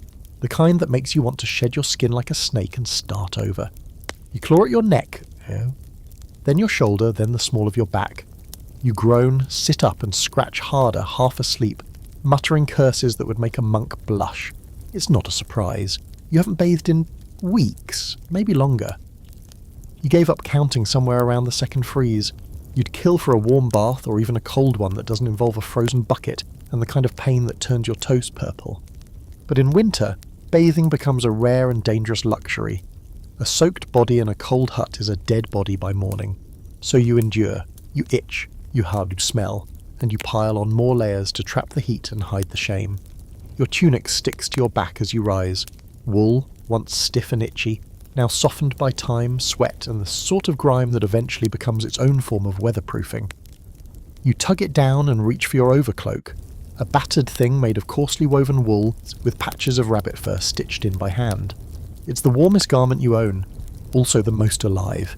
You pick off 2 burrs and a small mysterious beetle before pulling it over your shoulders. Layers are your only real defence against the cold now. Not fancy cloaks or quilted jackets. Those belong to people who own silver spoons and dine indoors. You make do with tunics over tunics, 2 pairs of wool hose that don't match, mittens fashioned from old sock legs, and a pair of boots so patched they might legally qualify as cloth sculptures. You look like a sack of laundry tied together with rope, but you're warm, mostly. The idea is to trap heat, not look good. Each layer holds a little warmth from your body, keeping the cold out just long enough for you to shuffle to the fire and back without turning into a human icicle. You don't undress to sleep anymore, not fully. You peel off your outer layer, maybe your boots, but the rest stays on. The rushes on the floor may be fresher, but they still suck the warmth from your bones like thirsty leeches. You remember stories of people sleeping in full winter garb for months, removing layers only when the sun returned for good. In some places, Mira says, the rich had indoor privies, heated even, and wore linen shifts beneath their fur-lined cloaks. Here, the best you can hope for is a cold corner behind the woodpile, and the strength not to freeze your backside in the process. You dig through your chest for a fresh, different tunic and find one that only smells a little like cabbage. It's a darker wool, thicker, slightly less stiff. You tug it over your head, feeling momentarily human again. Then come the leg wraps, strips of cloth wound tight around your lower legs to keep out snow and mud. Not exactly stylish, but they stop your hose from sagging, and they do a half-decent job of stopping the wind from crawling up your shins like a vindictive snake. And then there's the hat. Not a cap, not a hood, a proper full-head wool monstrosity that covers your ears, the back of your neck and most of your forehead. It makes you look like a turnip trying to impersonate a knight, but it keeps your ears attached to your skull. You pull it on and immediately feel warmer. And itchier. The wool scratches your temples, but you don't care. You gave up vanity the day you shared a sleeping corner with a goat. You remember a fringe remedy Mira swears by. She rubs badger fat into her socks before a long walk, claiming it locks in the heat. You tried it once. You smelled like a roasted ferret for 2 days, but your toes didn't go numb, so you call it a win. Scholars would scoff, of course. They debate endlessly whether medieval peasants had effective cold weather gear or simply adapted by being too stubborn to die. You'd argue it's both. Some historians write about cloaks lined with fox fur, hats made of felted wool, and even sheepskin coats passed down like heirlooms. But out here in the cold reality of your hut, all you have are layers, oilcloth, and the occasional miracle of a friend handing you an old scarf they no longer need. You wear everything until it disintegrates. Then you repurpose the pieces. The armpits of your cloak became mittens. The hood from your old tunic is now sewn into your blanket. The fur from a dead rat once lined your boots. Not ideal, but better than frostbite. And there's one more trick, the secret weapon. Hot stones. You fish a smooth river rock from beside the hearth, still warm from sitting by the fire overnight. You wrap it in cloth and tuck it into your tunic right against your stomach. It radiates heat like a secret sun, and for a few glorious minutes, you forget that the inside of your hut is colder than most cellars. You lean against the wall, bundled in a pile of mismatched wool feeling like a lumpy potato, and exhale slowly. This is winter armour. Not the shining metal kind, the real kind. The stink, the itch, the layers that trap warmth and lies in equal measure. You don't look like someone ready to conquer the world, but you do look like someone who'll outlast the cold. For now, that's enough. The door's been creaking louder lately. Not the usual hinge groan, that's constant, like a bored ox sighing, but something sharper, quicker, a sound that makes you stop mid-step and squint at the frame like it just muttered a threat. You press your palm against the wood and feel it. Cold air slipping through the cracks like fingers testing for weakness. There's no such thing as a sealed door in winter, not in a peasant hut held together with rope and stubbornness, but this is worse. This is wind that knows where you sleep. It's time to patch the seams again. You pull your mending basket from beneath the bed, really just a warped wicker tray stuffed with odds and ends, bits of wool cloth, fraying rope, 2 rusted nails you're saving for a big occasion, and the good awl. You keep the awl wrapped in leather to protect the point and your fingers, and whisper a small thanks to the tinker who traded it to you in exchange for 3 turnips and a dented pan. Best deal you ever made. You might still be cold, but at least now you can fix things while you shiver. First stop, the window. Or more accurately, the square hole you still pretend is a window. You peel back the oiled cloth and find it stiff with frost, the corners curling like old bread crusts. No wonder the wind's coming in. You fetch a scrap of woven reed matting, formerly part of your sleeping roll before it cracked in half, and line it up against the edge of the frame. It's too wide. You bite off a corner with your teeth, spit it out, and wedge the mat into the space between the frame and the cloth. Already the wind sounds more like a sigh than a snarl. Next, the wall seams. Daub works well in summer, but in winter it dries and cracks like old paint on brittle parchment. You get down on your knees and press your hand to the base of the wall. The cold bites instantly. You pull out tufts of moss you collected 2 weeks ago, soft and springy when fresh, now crusted with frost and a few suspicious specks you don't want to examine. Still, it does the job. You pack it into the cracks with the tip of your awl, wedge in strips of rags to seal the bigger gaps, then smear a paste of clay and straw across the top. It's a mess, but the kind that says I care enough to keep this place standing. You work in silence, except for the occasional grunt when your knees protest or when you lean too far and bump your head against a beam. The pig watches you from her corner, eyes half-lidded, as if judging your craftsmanship. A chicken pecks curiously at a scrap of cloth you toss aside, then decides it's not food and moves on. Even Burny, nestled under a careful cone of ash, seems unimpressed. The final and most cursed part is the door. The gap at the bottom is an open invitation to snow, slush, cold, and the occasional wandering rodent. You kneel, curse your creaky knees again, and stuff in a roll of old wool, something that used to be a sleeve, now more patch than garment. You press it into the gap, then nail a thin slat of wood across it using the last of your straight nails. You try not to think about how that nail could have been traded for soup. You're investing in long-term warmth. That's the justification anyway. Above the door you hang your thickest hide, a cracked strip of goat leather, stiff with years of use and cold. It's ugly. It smells like regret, but it blocks the wind. You wedge a stick across the top of the frame and drape the hide over it, letting it fall like a curtain. It flaps a bit in the breeze, but once you weight the bottom with stones, It settles. You step back and admire your handiwork. It's a patchwork of desperation, but it's solid. The wind still hisses outside, but inside it's hushed, like the cold is pacing the perimeter instead of creeping inside. The fire flickers in agreement, casting golden light across the now somewhat cozier gloom. You sit beside it, wipe your hands on your tunic, and flex your fingers until the blood returns. They sting as always, but they're still yours. You take that as a win. You remember Mira telling you that in some northern villages they used to smear animal fat along the doorframes to keep the wind spirits out. Supposedly, the spirits didn't like the smell and would move on to houses with cleaner thresholds. She swears it worked. You tried it once with the old goose fat. It did nothing but attract cats. Still, in moments like this, you think about all those little traditions, the charms, the bundles of dried sage hanging above doorways, the chalk marks drawn on lintels during solstice week. Maybe they didn't keep the cold out, but they made people feel like they weren't entirely helpless. Scholars like to debate how superstitious peasants really were. They write long treatises about symbolic doorways, seasonal rituals, folk architecture. You wonder how many of them ever had to patch a wall with wet moss or sleep with one eye open because the wind sounded like a hungry thing scratching at your door. It's easy to theorise about insulation when you've never had to eat soup in gloves. You finish the day by placing hot stones near the wall seams. You warm them in the fire, then tuck them into hollowed spots where the cold gathers. It won't last all night, but it might stave off the worst of the chill. You consider stuffing one down the front of your tunic, then remember last time and the blister that followed. Before bed, you do one last walk of the room, checking every edge, every corner, every seam. You're not paranoid, you're cold, and that makes you careful. You press your hand to the wall once more. It's still cool, but no longer icy, no longer alive with the breath of the wind. You lie down in your rush bed, pull the blanket up to your ears, and close your eyes. The fire murmurs gently.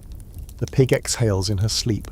The cloth over the door flutters once, then stills. Tonight, the wind stays outside. You've been staring at the same knot in the ceiling beam for what feels like an hour. You're lying on your back, arms folded over your chest, too cold to fall asleep and too tired to move. The fire's still glowing, the hut is sealed tight, the pig hasn't rolled over and crushed your leg, but your mind is spinning. Fast, too fast, like it does every time the season drags on too long. There's something about deep winter, about the days getting shorter and the nights stretching so wide that starts to unpick the threads in your brain. People joke about it. They call it the muddle, or January madness, like it's just cabin fever with a bad attitude. But if you've lived it, really lived it, in the dark, in the silence, you know it's more than that. It's not boredom, it's not restlessness, it's something deeper. Like your thoughts get stuck on repeat, cycling through the same worries. Will we have enough food? Will the roof hold? Will someone get someone sick? Will this snow ever end? And every time you think you've pushed those thoughts down, they come back wearing new disguises. You sit up, huff out a breath, and pull your cloak tighter. The air feels heavy, stale despite your best efforts to block the drafts. You get up, pace a little, step over the chicken, who grumbles at the disturbance, and duck through the low frame of the door. You open it just wide enough to slip out. The world outside is frozen solid. A cold so sharp it snaps your breath in two. But the sky is clear, dark and crystalline, stars dusted across it like sugar on slate. You stand there a moment, letting the wind slap some sense back into you. Your thoughts don't stop, but they slow a little. Out here, even madness takes its time. You've heard all kinds of ways people cope. Some sing to themselves. Others carve tiny shapes out of wood until their huts are littered with strange figurines. Foxes, saints, angels, faces they can't explain. Mira swears by counting her possessions every morning, out loud, one by one, just to remind herself that the world still makes sense. You once knew a boy who marked each passing day with a slash on the wall, and by March his hut looked like it had been clawed by a bear. You think about doing the same, maybe make tally marks on the hearthstone or scratch a calendar into the doorframe. But there's something haunting about watching the days pile up like that. Better maybe not to know. You go back inside, close the door behind you and drop another piece of wood onto Burny. The fire snaps awake, briefly proud of itself. You sit close, stretching your hands toward the flame, watching the light soul dance along your fingers. It helps, not a lot, but enough. There's an itch under your skin though, not the flea kind, not even the wool kind. It's a need to do, to make, to change something. But you're trapped in the same routines, the same four walls. Your whole life has shrunk down to a single room, a single fire, a single bowl of soup. You feel like a ghost haunting your own body. You try to busy yourself, you take out your mending again. A sock with a hole, a tunic with a torn hem. You stitch slowly, carefully, trying to lose yourself in the motion. But your fingers are clumsy, your mind too loud. You drop the needle twice, the thread knots, you swear under your breath. You set it aside and go back to pacing. Some people blame it on the lack of sunlight. The Reeve once said we're like plants, take away the sun too long and we start to wilt inside. Maybe he's right. Maybe that's why, come spring, the whole village seems to bloom overnight. Smiles wider, laughter louder, like we've all been holding our breath for months. Until then, though, we endure. You pull down your bundle of stories, scraps of old parchment, bits of cloth with lines inked onto them, half a wax tablet with shallow scratches no one can quite read anymore. You don't even care if they're real, you just like the rhythm of them. You read one aloud to the pig, who remains unimpressed but tolerates it. It's about a knight who sleeps through winter under a mountain, waiting for a great danger to wake him. You think maybe he had the right idea. There's a fringe belief Mira mentioned once, passed down from her gran, who claimed winter wasn't just a season, but a kind of spirit, a presence, a thing with weight and thought.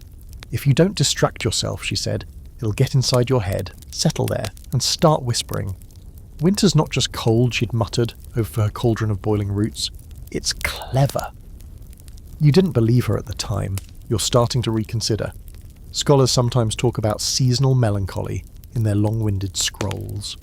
They debate whether it's physical, caused by darkness and poor nutrition, or spiritual, a test of the soul.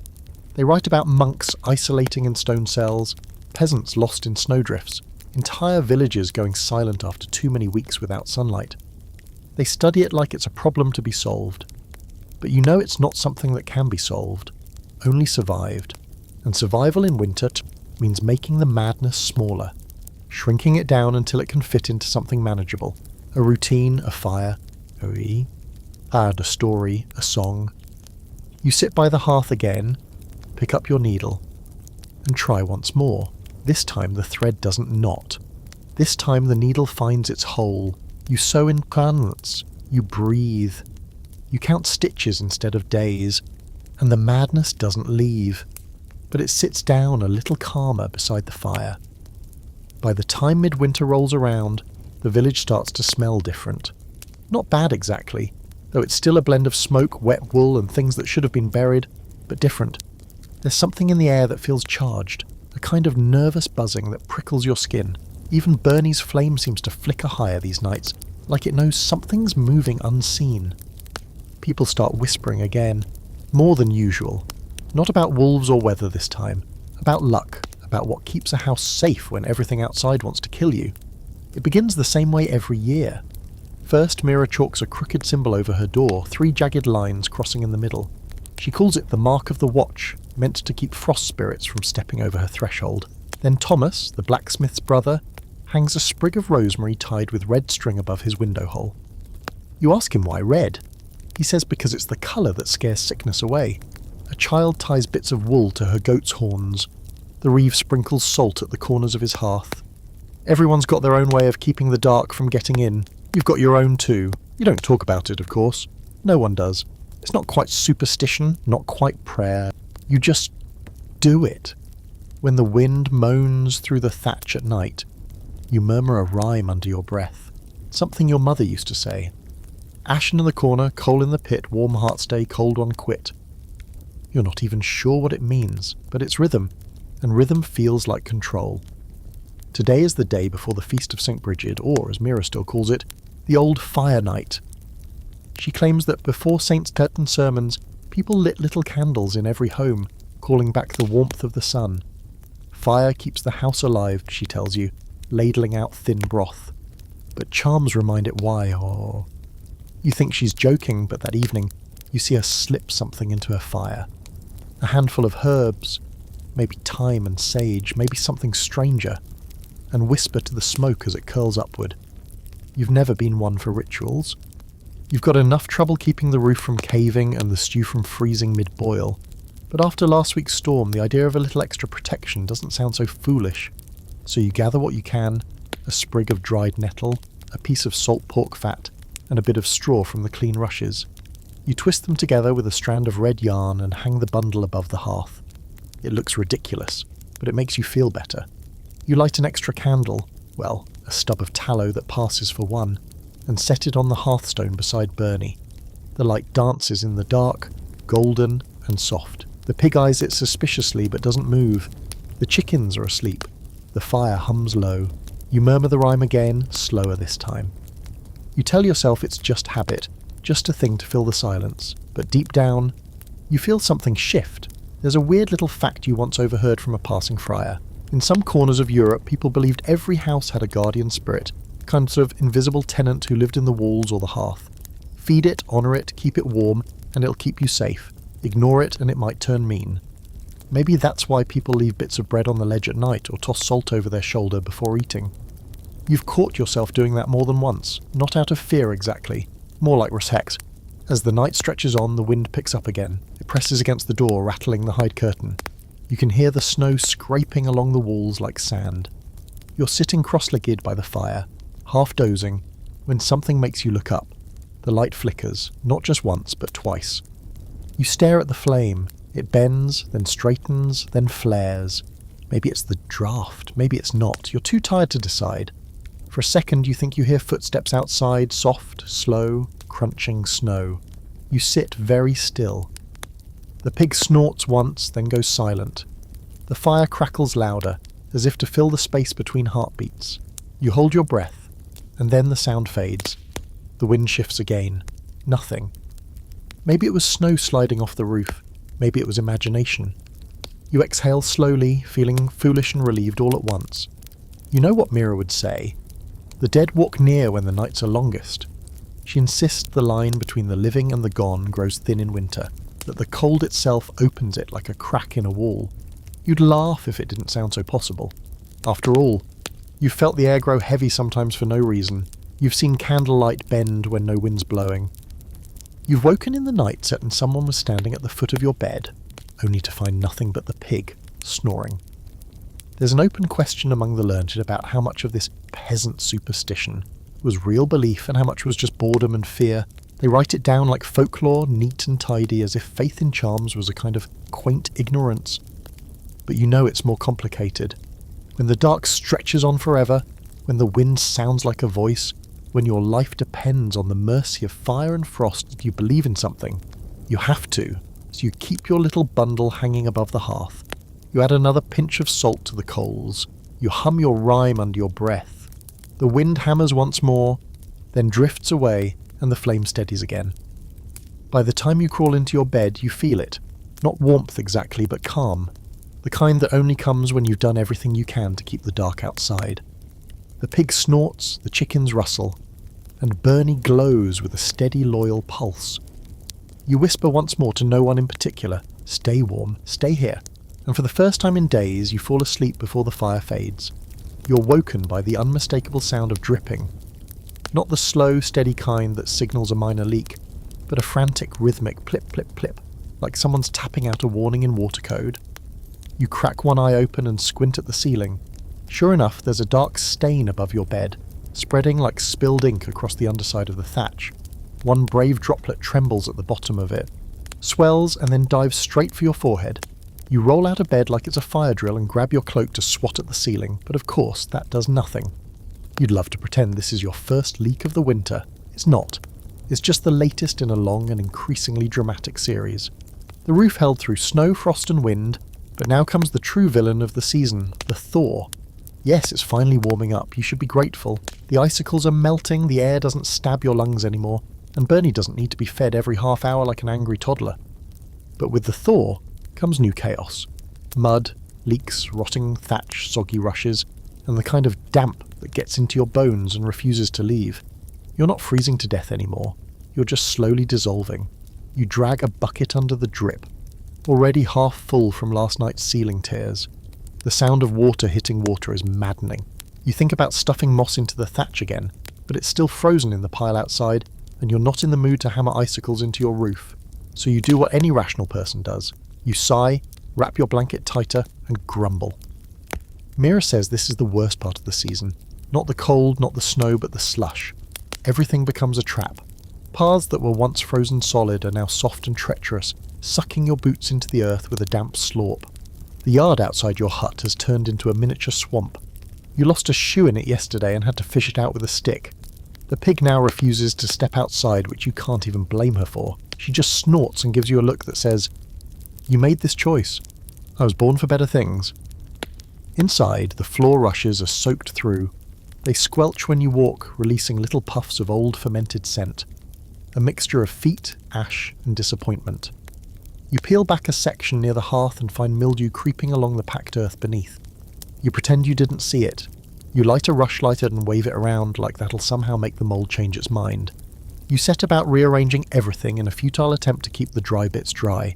You elevate your bedroll with stones, shift your food basket onto an overturned stool and hang your extra tunic on a rope strung low across the ceiling beam. It drips quietly onto the pig's back. She does not react. The thaw is its own kind of storm. It doesn't scream and claw at your door like the blizzards do. It seeps. It creeps. It sneaks into your life in 1,000 little damp annoyances. Your boots squish. Your clothes never fully dry. Your bread starts to go soft and grey at the edges. The wooden spoons warp. Even Burny seems offended. He hisses every time you feed him a slightly wet log. And then there's the smell. Oh, the smell. Not the sharp smoke of winter fires or the faint hint of pine from dried rushes. No, this is the scent of damp fur, sour wool, and the ghost of every meal you've ever burned. The hut breathes like a cave now. Warm, yes, but swampy. You try burning herbs to freshen the air, mostly dried nettle and whatever you found in a forgotten pouch Mira gave you. It helps a little, until the pig farts. You step outside to clear your head, but the yard is worse. The snow is no longer snow, it's sludge, deep grey, and sprinkled with the sad remains of everything that got buried earlier in the season. Firewood, chicken droppings, a broken comb you gave up on finding weeks ago. You spot your neighbour Thomas knee-deep in the mud near the well, muttering about losing another bucket to the sucking earth. You give him a sympathetic nod and return inside before the mud decides it wants your boots again. Inside, you open the window cloth just a crack to let out some of the humidity. A gust of damp air rushes in, and the pig groans. The chickens flap indignantly. You tie the cloth halfway, just enough for the breeze without inviting in the full weather. For a moment, you stand there, arms crossed, staring out at the melting world. Patches of brown grass peek through the slush. A few birds chirp somewhere in the distance. You almost forget how bleak it all is, but only almost. There's a running debate among the scholarly types, those who spend their days reading scrolls instead of slipping in pig mud, about how well peasants handled the changing seasons. Some say you adapted quickly, embracing the thaw as a sign of hope. Others insist it was the most dangerous time of all, sickness spreading in the damp, accidents on the slushy roads, weakened bodies pushed too far. Honestly, you think both are true. Spring is coming, yes, but you're going to have to crawl through misery to get there. You return to the fire, coax Burny back into a decent flame and set a pot of gruel to warm. You toss in the last of your dried turnip slices, more out of boredom than nutrition. As it simmers, you place your damp boots upside down on a stone near the hearth and try not to think about how much they smell like swamp and regret. The pig sneezes, you mutter same, and pull your cloak around you. You eat your gruel in silence, watching the drip from the ceiling continue its sad, rhythmic performance. You make a note to gather more moss tomorrow. Maybe steal some pine branches to keep the place smelling less like armpit and despair. Maybe see if Mira has spare thatch. Maybe just keep surviving one day at a time. The thaw has begun. It's not the end, but it's not the rescue either. The pig's gone missing. You realise it around mid-morning, when the sun finally breaks through the clouds and spills a watery light across your hut floor. It's the first proper sunlight you've seen in weeks. Weak, yes, but warm enough to notice. You're halfway through wringing out your socks by the hearth when you look up and realise the pig's corner is empty. No snoring hip of bristles, no twitching ears, just a dent in the rushes and a suspicious puddle that may or may not have been there yesterday. Your first thought is that she's hiding under the bed again, like she did during the last thunderstorm. You get on your hands and knees, Lift the edge of the frame and find only dust, a single lost mitten, and the budged remains of something you think was once a biscuit. No pig, no song now, just emptiness. You stand slowly, heart sinking. There's only one other place she could have gone, outside. You yank the door open, expecting to see her belly deep in the mud pit behind your hut, happily rooting for something disgusting. But the yard isn't bowling. The snow half melted into patchy pools of brown slush. The footprints near your door, hers and yours both, are faded and filled with water. You don't see any fresh tracks, you don't see anything at all, and that's when it hits you. The gate. The gate to the animal pen had been loosening for days. You told yourself you'd fix it yesterday, or the day before, or the day before that.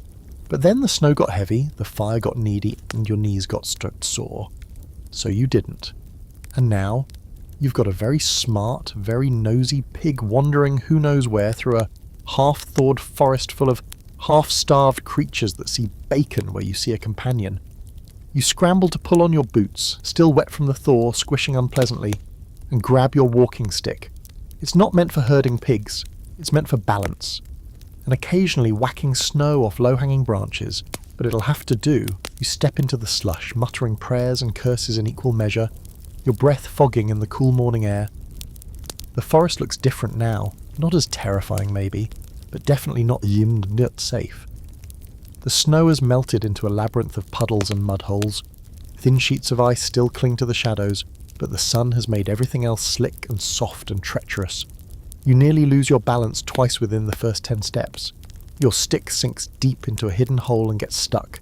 You yank it free and wipe your hand on your already filthy cloak. You call her name, well, the name you gave her hair, which is mostly just pig said in various annoyed tones. You try coaxing, you try threatening. You even try the specific grunt she seems to respond to when she thinks food is involved. Nothing, no rustling, no snorts, just the sound of melting snow dripping from trees and your own boots squelching like a sad drum. You wander farther than you should, into the edge of the woods where the trees are still thick with frost and the ground smells like rot. You look for disturbed patches of underbrush, snout prints, or the telltale trail of destruction left by a curious animal with no spatial awareness. There's a cluster of broken twigs, a footprint maybe, or maybe not. You're not exactly a tracker. All you know is that she's not here. You stop and lean against a tree, breathing hard, your legs ache, your socks are soaked again, and there's a cold knot of dread forming in your gut. Not just because you've lost your pig, but because you're realizing how dependent you've become on her. She's not just meat on legs, she's warmth, company, something alive in a season that tries so hard to kill everything soft. And yeah, you'll admit it, you miss her. There's a fringe belief among old folk that pigs are lucky. Not just as food or trade, but spiritually lucky. That they keep misfortune away, root out bad spirits, and guard the home like silent sentinels. You used to laugh at that. A pig as a protector? She snored louder than a thunderclap and once tried to eat a candle. But now, out here alone in the melting woods, you wonder. You trudge back toward the village, following the low ridge where the snow hasn't fully given way. And then, you hear it. Faint, familiar, a low wet grunt. You freeze, tilt your head, and there it is again. Grunting, followed by a joyful snort and the unmistakable crash of something large and unaware of its own size barreling through wet underbrush. You spin and push through the nearest thicket, and there she is, covered in mud, chewing on something that might have once been a turnip, tail wagging like she's done nothing wrong. You're torn between relief and exasperation. You drop to your knees and wrap your arms around her neck. She grunts in protest, but allows it. You rest your face against her filthy side, ignoring the stink. You don't say anything, just breathe. When you finally stand, she follows without complaint. She's tired, probably hungry, and just smart enough to know you brought treats. You lead her back through the mud, back through the slush yard, and into the hut. You close the door and wedge it shut with a rock this time. Inside, she circles once, collapses near the fire, and resumes snoring like nothing happened. You sink onto your stool exhausted, cold, grateful. Scholars never talk much about the bond between peasants and their animals. They mention livestock in terms of economy, subsistence, taxation, but they miss the quieter truth. These creatures are part of your soul. You share breath, warmth, silence. In the dark months, when even hope feels frozen, Sometimes all you have is a pig and a fire and the will to make it through another day. You light a fresh rushlight, stir the coals, watch the glow return, and for the first time since the thaw began, you feel like maybe things won't fall apart after all. The sound of a bell breaks the silence, a hollow clanging that echoes faintly across the village, bouncing off snow-slick rooftops and melting fields. You know that bell, everyone does. It's not the church bell, that one's heavier, deeper, used only for mass or deaths. This one's smaller, older, and it hangs from the crooked beam outside the Reeves hut. When it rings, it means one thing: work. You groan, stretching the stiffness from your back as you rise. Your shoulders pop like cracking ice. Your arms feel heavy, your legs worse. You'd love to ignore it. Stay inside by Burny's steady flame, maybe clean the soot off your spoon or nap beside the pig. But in a village like this, when the bell rings you go. Doesn't matter if your socks are wet or your mood is foul. Doesn't matter if the last time you saw the Reeve he was fining you for cutting wood too close to the Lord's border. When that bell sounds, you join the rest of the herd. You throw on your cloak, tie your patched boots tight, and step out into a world that's half alive and half asleep. The thaw is in full swing now. The snow is fading fast, leaving behind a battlefield of churned earth, exposed roots, and murky puddles that threaten to swallow your ankles whole. You pick your way carefully down the path, slipping once, catching yourself with your stick and muttering curses that turn to fog in the morning air. The others are gathering in the square. About 20 of you, all blinking in the pale light, bundled in whatever rags survived the winter. A few familiar faces, Mira, rubbing warmth into her hands, Thomas, already chewing something suspicious, Gertie the brewer's wife wrapped in 4 shawls and still shivering. You nod to them and they nod back. No one smiles. It's not that kind of morning. The Reeve stands on the old cart shouting instructions. His voice is thin, cracking from the cold and overuse. Something about clearing the drainage ditch before it floods the lower fields. Something about shifting the stone pile by the mill. Something about everyone pulling their weight or facing the tallyman's stick. You hear maybe half of it, but you catch the gist. Shovels, mud, pain. You're assigned to the ditch, the worst job. A wide, gaping wound in the landscape where runoff collects during the thaw. It's clogged with branches, straw, and at least one bloated sheep carcass someone probably hoped would go unnoticed. The smell hits you first. Then the cold water soaking your boots. Then the realization that you'll be here for hours. You grab a crude wooden shovel, blunt, warped, and missing a chunk on one side, and set to work. The mud is dense and clings to the tool like it has a vendetta. Every scoop feels like a negotiation. You dig, drag, and dump. Repeat.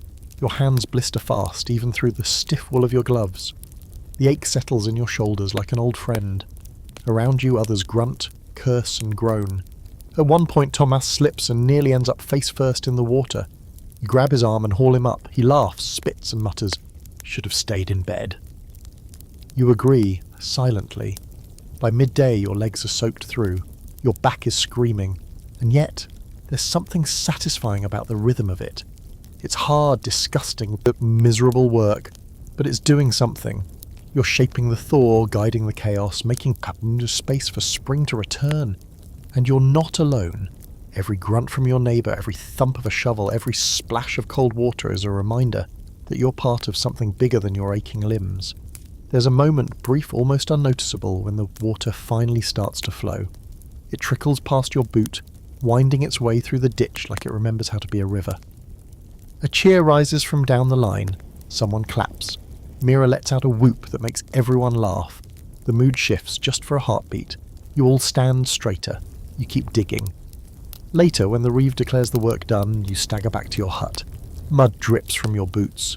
Your arms tremble with every step, but your breath is warm in your lungs, and your blood is moving again. You feel alive, in pain but alive. You strip off your outer layer and hang it near the fire. The pig stirs and snorts, unimpressed with your damp condition.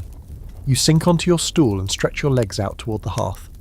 Burny welcomes you back with a soft crackle, casting flickers of light against the walls. You sip from a bowl of broth that tastes more like water than food. You chew a crust of bread so hard it nearly takes a tooth. And still it's enough, because today you dug a path for the thaw to leave. Today you reminded winter it doesn't get to stay forever. There's an ongoing debate among scholars about the role of communal labour in peasant life. Some paint it as oppressive, forced labour under the lash of lords and reeves. Others romanticize it as rustic cooperation. Neighbours helping neighbours. You'd argue it's both. You work because you have to, yes, but also because without each other none of you make it. You can't shovel a frozen ditch alone. You can't carry a sheep carcass without help. You can't endure the thaw in isolation. So you work, together, side by side in the muck, the stink, the thaw. You complain, you curse, but you move forward. And later, when you lie in bed, muscles aching, the fire still warm, you remember that sound, the cheer, the flow of water, the laughter. You remember what it feels like to break winter's grip, even for a moment. You smile just a little, and sleep takes you before the drip from the ceiling can even land. The morning sun slants in through the patched cloth over your window, and for the first time in what feels like forever, you don't wake to the sound of wind, dripping water, or the pig sneezing herself awake. There's still chill in the air, yes, but it's different. Lighter, less clawing. You sit up slowly, and your body doesn't creak quite so loudly. Even Burny, who's now barely more than a lazy glow under last night's ash, doesn't seem to mind waiting a few minutes longer for fuel. Something's shifted. You can feel it in your bones. You toss off your blanket and stretch long and hard like a cat. The air inside the hut isn't exactly warm, but it's no longer hostile. You walk barefoot to the hearth, testing the floorboards like someone who's just woken from a long illness. The pig cracks one eye open, snorts once, then goes back to dreaming whatever pigs dream, probably turnips and mud. You rake the coals, feed Burny a modest pine stick, and make your morning gruel without the usual urgency. It feels ceremonial now, almost celebratory. The smell of boiling grain, the simple rhythm of stirring, it's all suddenly elevated, like you're aware of every texture, every sound. The hut still leaks, still smells faintly of goat and damp socks, but it's spring now. Not by the calendar, but by the feel of things. You don't need permission from a monk or a sundial, you know? After breakfast, you throw open the door and step out barefoot. It's cold. You don't care. The earth is waking up. You can smell it. The unmistakable rich scent of wet soil stirred back to life. Snow still clings in dirty piles, but the path is clear, the mud less vengeful. Patches of green poke up through the wreckage of winter. Tiny brave shoots pushing through the muck. You crouch and touch one. It bends slightly, like a whisper. We're not dead, just waiting. All around the village you hear movement. Not the grunting, trudging misery of deep winter, but lighter steps. The smith's hammer rings out again, measured and steady. A child laughs somewhere. Laughs, as if their bones don't remember the cold. Doors open, smoke rises. You catch a glimpse of Mira hanging something outside, a bundle of dried rushes, probably her first attempt at spring cleaning. You nod to her, she nods back, no words needed. You both feel it. You spend the morning doing what can only be described as reviving. You dump out the old floor rushes and replace them with a new batch gathered last autumn, stashed in the loft where they stayed clean and crisp. You wash your hands and face, not a full bath, gods no, but enough to feel human again. You oil your boots with a bit of leftover lard, pick the straw out of your hair, and even scrub the soot off the hearthstones. The pig watches you, confused. So do the chickens. You ignore them. Then you do something absurd, something wildly unnecessary. You sweep. You take a bent branch broom and sweep the whole hut, under the bed, around the fire, behind the water barrel. You toss the debris into the slush outside and watch it melt into the earth. Ash, feathers, bits of lint, and one sad potato peel from who knows when. Gone. Just like that. This is what spring means. A kind of resurrection. You're not celebrating it with banners or feasts or lute songs. You're doing it with your hands, with soap and straw and smoke. You're pulling life back into the bones of your home. Later that afternoon, Mira stops by with a bundle under her arm. It's nothing extravagant. Just some dried herbs, a bit of cheese wrapped in cloth, and a small crooked candle made from leftover tallow. For the turning, she says, and for not dying. You thank her and offer her the crusty heel of your last winter loaf, which she accepts with mock reverence. You sit together for a bit by the fire, legs stretched out, sipping warm broth and talking about the little things. How the roof held this year, how the reeve didn't fine anyone last week, how the sheep gave birth early over in the northern pasture. There's still worry, of course, always worry. Will the frost come back? Will the barley sprout? Will the Lord raise the tax again? But for now, it all feels manageable. She tells you that some folks mark the end of winter by burning their old winter shoes. Sends a message to the gods, she says. Tells them you're ready to walk new roads. You look at your boots, cracked, stinned, barely holding together with twine and prayer, and seriously consider it. But then again, those boots got you through the snow. You give them a respectful pat and decide to keep them just a little longer. There's a scholarly argument about whether the transition from winter to spring was truly a cause for celebration in peasant life, or just another exhausting season to endure. Some claim the peasants were too burdened to care, that they barely noticed the change in temperature amid the toil. Others point to spring festivals, rebirth rituals, and field blessings. You figure it's both. No one throws a parade when the frost leaves, but everyone breathes easier. You walk outside again before dusk. The village looks battered but alive. Smoke curls from chimneys, carts creak along the thawed road, and dogs bark at nothing in particular. You walk past the field where the ditch was cleared. Water runs freely now, like a river remembering its job. You pass Thomas repairing a fence, Gertie hauling water, and the miller's youngest chasing chickens in a game that seems to have no rules. Back at your hut, you feed the pig an extra turnip chunk. She grunts in satisfaction, rolls over, and doesn't even complain when you brush some straw off her side. You sit by the fire one last time that evening. Burny hums in the hearth, not raging, not hissing, just content. You wrap yourself in your cloak, sip the last of your broth, and let your thoughts settle like warm stones in your belly. You made it. Through the ice, the wind, the hunger, the leaks, the frost, and the madness. Through creaking walls, frozen toes, and the long silent nights. Through it all, you kept the fire alive. And now, as the days stretch longer and the light returns, slowly, gently, you let out a long breath and whisper, "We did it, old friend." Maybe to the pig, maybe to the fire, maybe to yourself. And for once, you don't fall asleep out of exhaustion. You fall asleep in peace. So now, as you lie there in the hush of your hut, soot smudged on your cheek and a faint ache still lingering in your knees, you let your mind stretch out, like a cat curling into sunlight for the first time in months.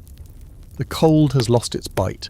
The fire, still glowing in the hearth, no longer feels like a desperate defense but a gentle companion. You made it, somehow. Through the snowstorms, the drips in the ceiling, the wall patches, the aching hunger, and the madness that comes with too much night and not enough hope, the chickens are calm, the pig is asleep, her belly rising and falling like a drum in the quiet. Outside, the trees are shaking off their last ice like a wet dog, and somewhere deep in the thawed woods, water runs free again. The ground still squelches underfoot, the roof still leaks if you look at it wrong, but everything's shifting toward the light, and you can feel it, not just in the earth, but in your chest. Tomorrow the tools will come out again.